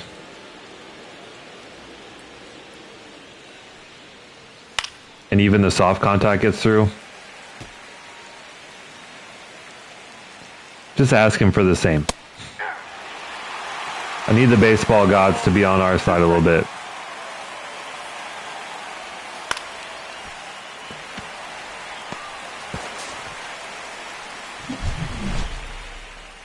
I can already tell the defensive addition of Garrett Hampson is going to be a big deal. He's already made a number of plays that most shortstops are not going to make.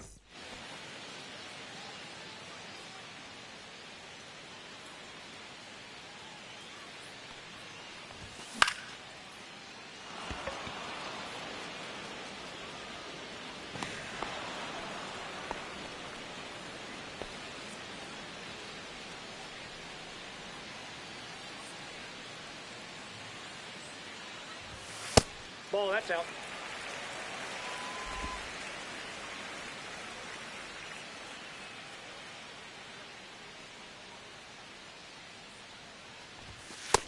That's ball 2.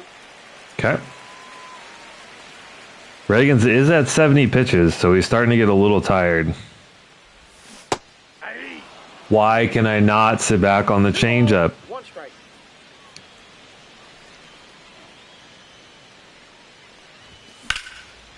I mean, that's hit pretty hard, but that's going to be caught.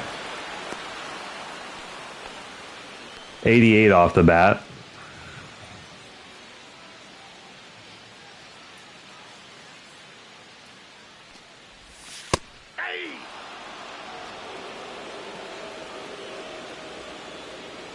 Looks like he's continuing from an 8-game hit streak at the end of last year.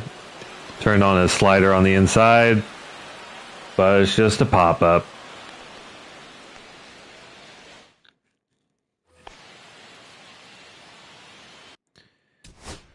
What is Ben Joyce? It says he only has 23 stamina, but yeah, here we are.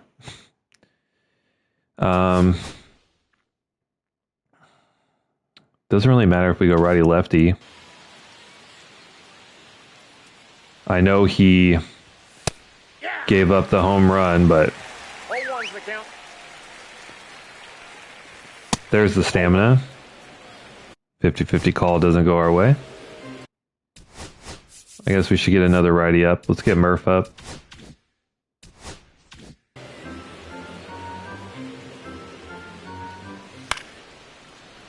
That's going to bloop in for a single.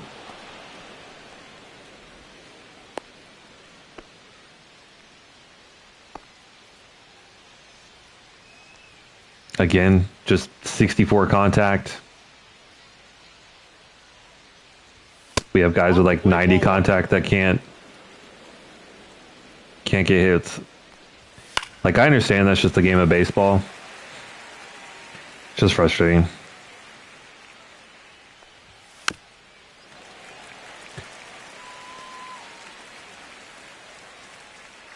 But we're still not out of it. Oh my god, dude.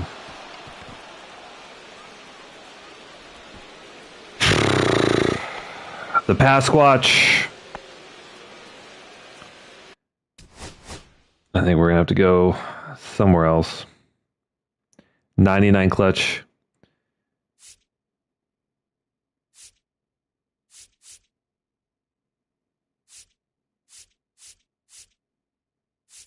I mean, Victor Gonzalez, 81 clutch. I think we're gonna have to go there.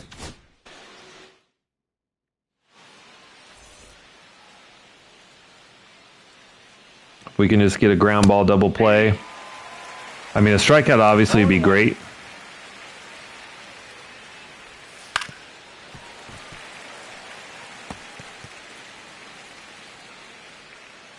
But a double play would be amazing right now.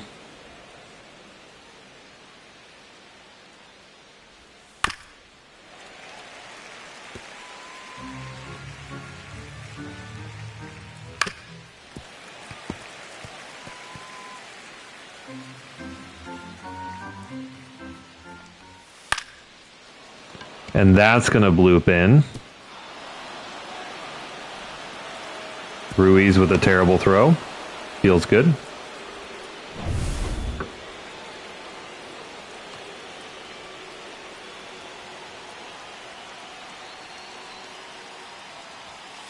Aye. 0-1's the count.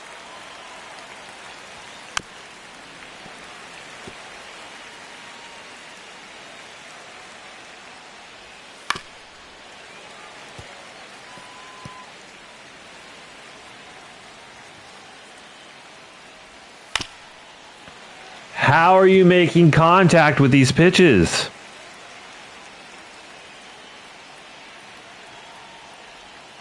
It really doesn't make any sense.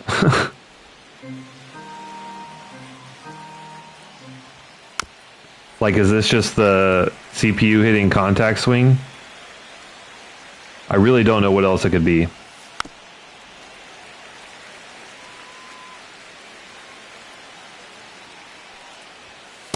So that's off the plate. Ball 2. There we go. Finally get a swing and miss.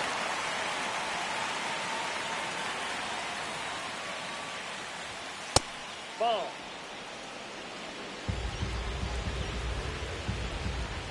Melendez has terrible contact versus lefties. But we gotta throw strikes. 2 balls, 1 strike. All sinkers so far. And he's going to bloop that in. Like, what? He beat it. Safe.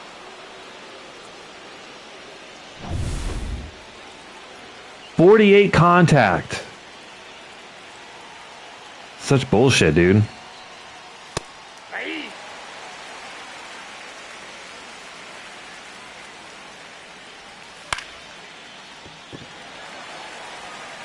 We're going to need a really good throw home from Julks. He didn't get one. So obnoxious.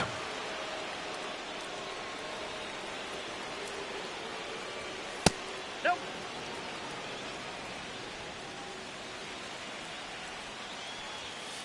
Hey. 1-1. This inning has just been an absolute disaster. Just Nope. That's foul. guys that shouldn't be getting hits, just making contact like 6-8 inches out of the zone is Ball 2. absolutely outrageous. 2-2 the count. 3-2. Like, it's borderline impossible to get some of the contact on some of these.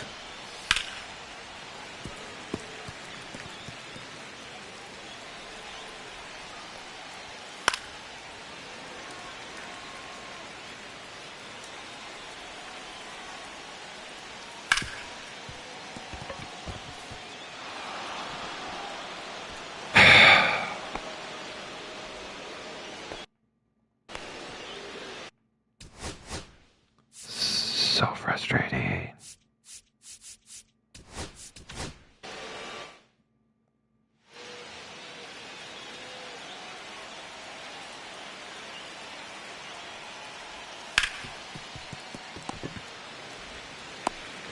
Finally. Inning's over, but big damage done. Just bloop hit after bloop hit. Unreal. They switched to Angel Zerpa.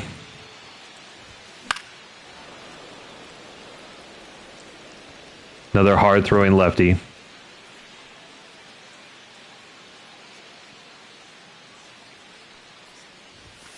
Hey. 0-2 is the count.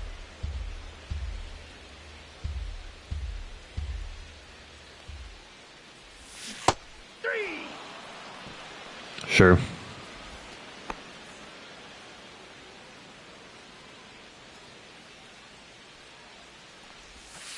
Ball. Counts 1-0. Well, at least we have our lefty lineup still in.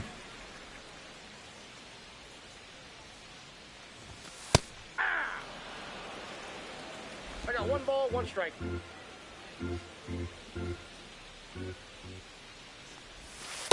That's a ball.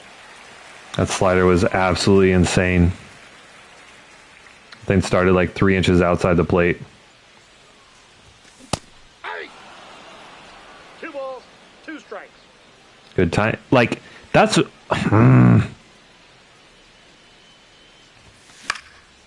That's what's frustrating, is like, all I can do is time up pitches, and when I do, he whiffs on good timing. Meanwhile, the other team is just making contact on everything when they have, 40 contact. This is what frustrates me. A perfect, and it's going to be an out, bro. Got him.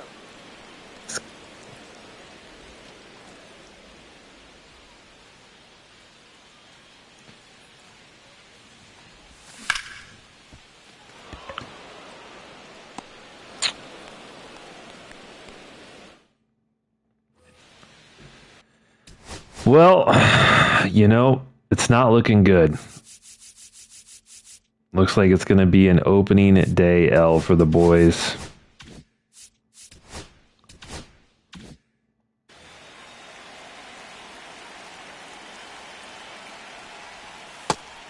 And overall, I would say we didn't really play bad. I would say, if anything, we just got outrageously unlucky. Oh.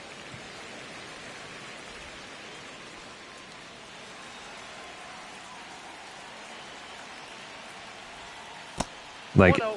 everything just fell for Kansas City today. There's not really much we can do about that.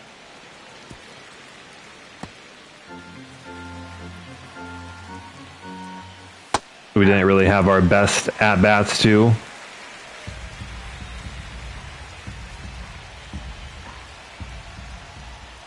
You know, we took some bad swing, but I mean, look at this.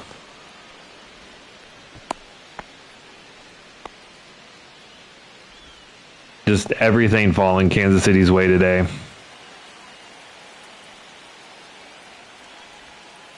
Ball, that's outside. Runner, runner!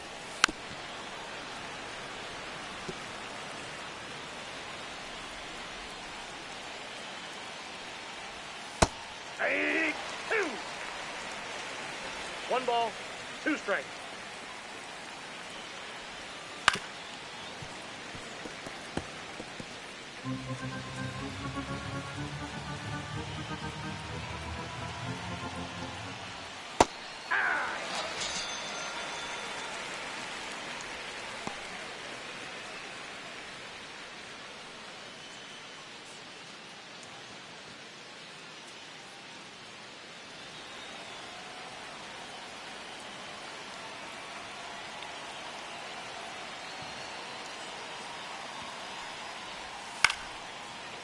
All right. Last out. And then hopefully an opportunity for us to maybe make an improbable comeback. We'll see. I was really hopeful for the season so far. Like, I don't understand some of these at-bats. And I don't want to, like, do a bunch of slider changes. But we've just seen consistently batters getting contact on stuff that's so far out of the zone. Ball 2.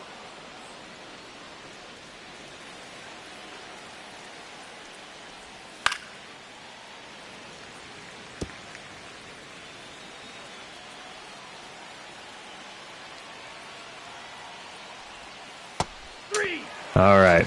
Bobby Witt goes down swinging. Let's see if we can get some hits. I mean, we're starting 1, 2, 3 if we're going to do it. This is how we'd want to do it. Going to face off against James MacArthur. They are switching to a righty.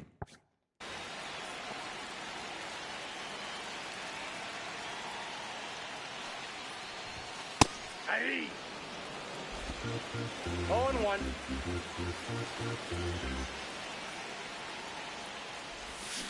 Yeah. 0-2.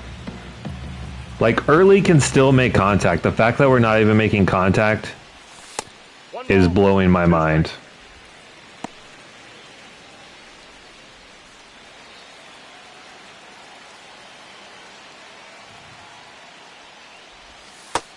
Two to count.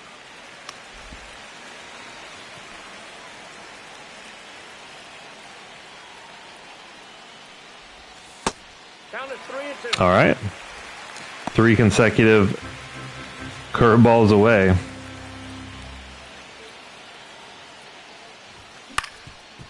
And that one is not going to get through. Out. Feels good. Pretty close play at the plate.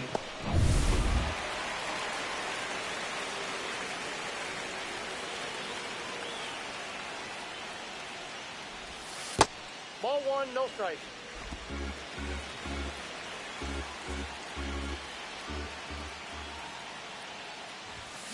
Hey. 1 ball, 1 strike.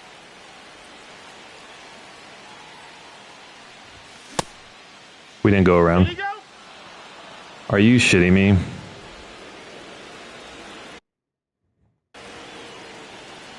I mean, you can see in the bottom left. 3. He didn't go around.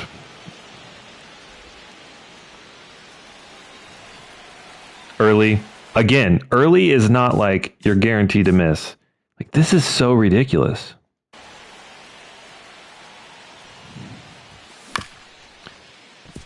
This is literally just the game like, meh. You don't get to win today. Unfortunate for opening day. And then another weak ground out. Really annoyed at the game. I don't think we played bad. We just got really, really unlucky. And it was just like, today was just Kansas City's day. They made contact with everything.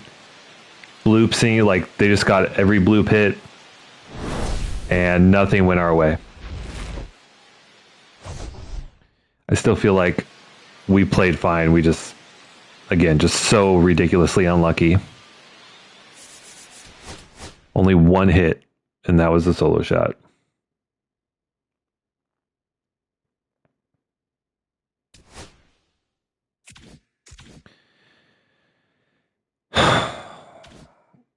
It's like really tempting in those situations to make slider changes. I want to avoid that, but I also like if all I can do is hit, if all I can do is the only input I have control over is the swing, then I feel like I should be rewarded when I do that. But anyway, I'll think about it. All right, we need to make some roster changes. Double A team has one too many players.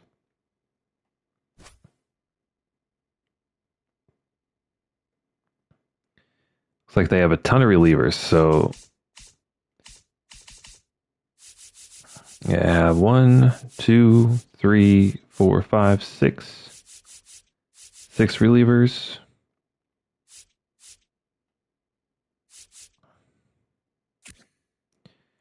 Jordan Leisure. What a name. I don't even know where you came from. We're just going to release you. I'm sorry, buddy. I'm sorry, buddy. But you don't need to be there. Okay. So that solves that.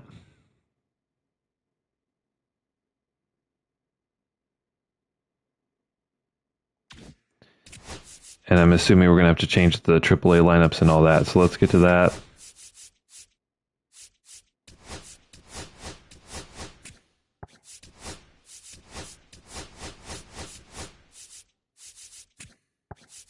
I think we'll have Sussex catch a AAA. Not too worried about the lineups right now.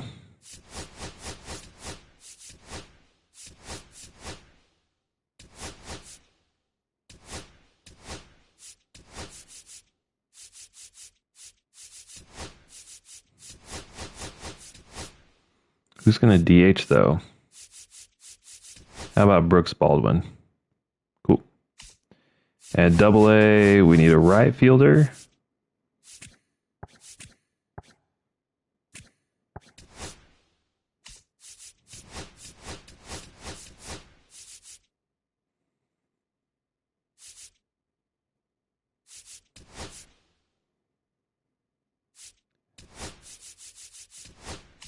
Caro should be, whoops. Should be catching.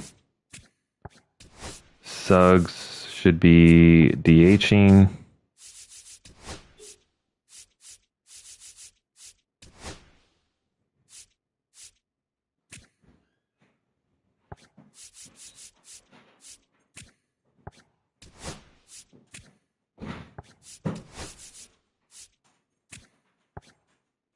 Okay.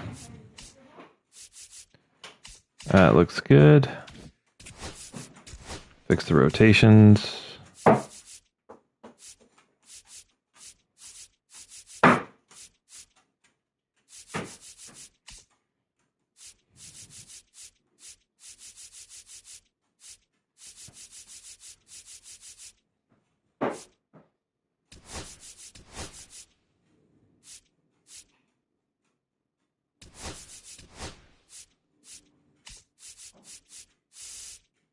Okay.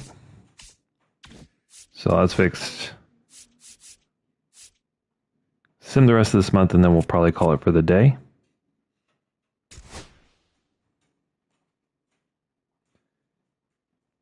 Early trade in the year, Jorge Polanco and Ben Rice to the Brewers. Okay. We got a moment here. We're up by 7. Jolks needs a double to complete the cycle. Let's see if we can get a double for Jolks. So early on, our pitching is actually pretty weak. But it's only been a few games.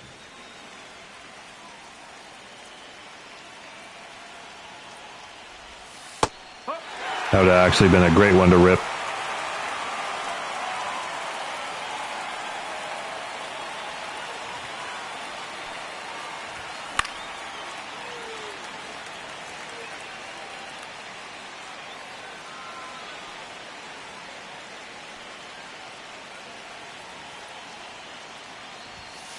One and two.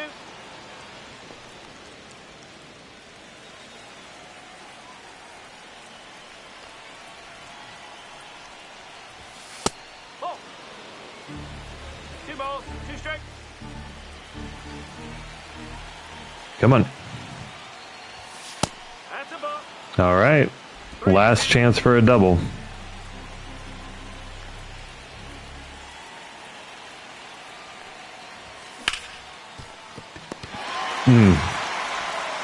If it would have gone through, maybe I had a chance, but unfortunately it was not to be.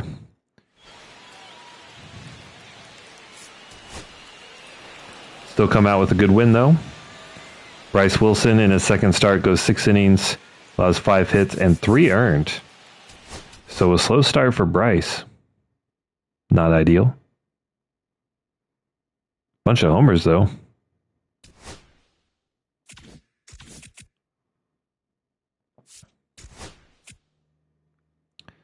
We got a moment here.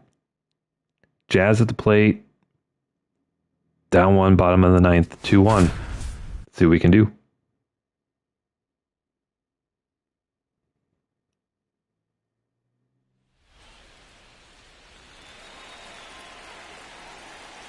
So we got a hard sinker, a splitter, a slider, Nope, and a that's four-seamer.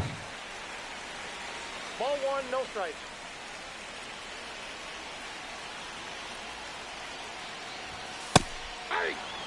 Okay. 1 ball, 1 strike.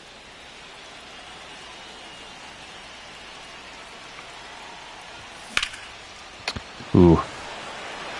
That one hit pretty hard, pretty deep. I don't think we can run on this, though, unfortunately.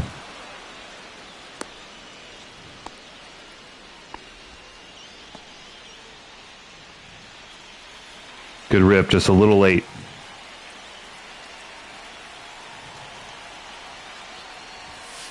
Ball that's outside. See if Villar can be the hero.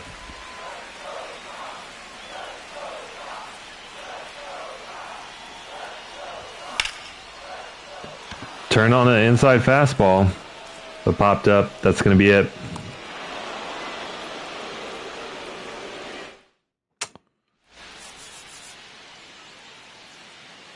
Gore, who we tried to get in free agency, goes 6, allows 3 earned. Jolks is off to an insanely fast start right now.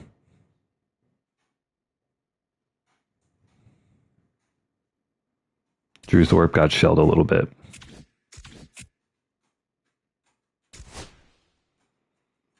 All right. So we'll take an early look at the stats. We're 2-5, obviously not ideal.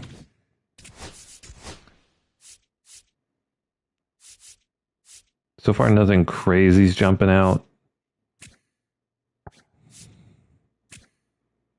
Villar's got to figure out how to hit the ball. Kyle Teal coming out the gate at under 100 is not good. But Stone Garrett, good. And Jolks, in 15 at-bats, is hitting .467 with 3 homers.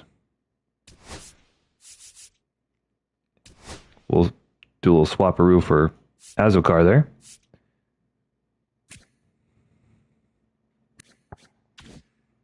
Can we see the splits? Where's Jolks?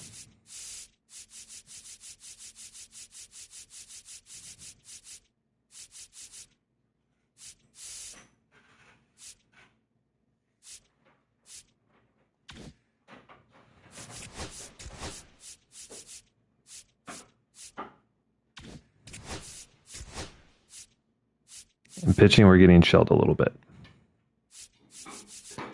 All right, we'll see where we go from here, but that'll be it for this one. Thank you guys so much for watching. See you later.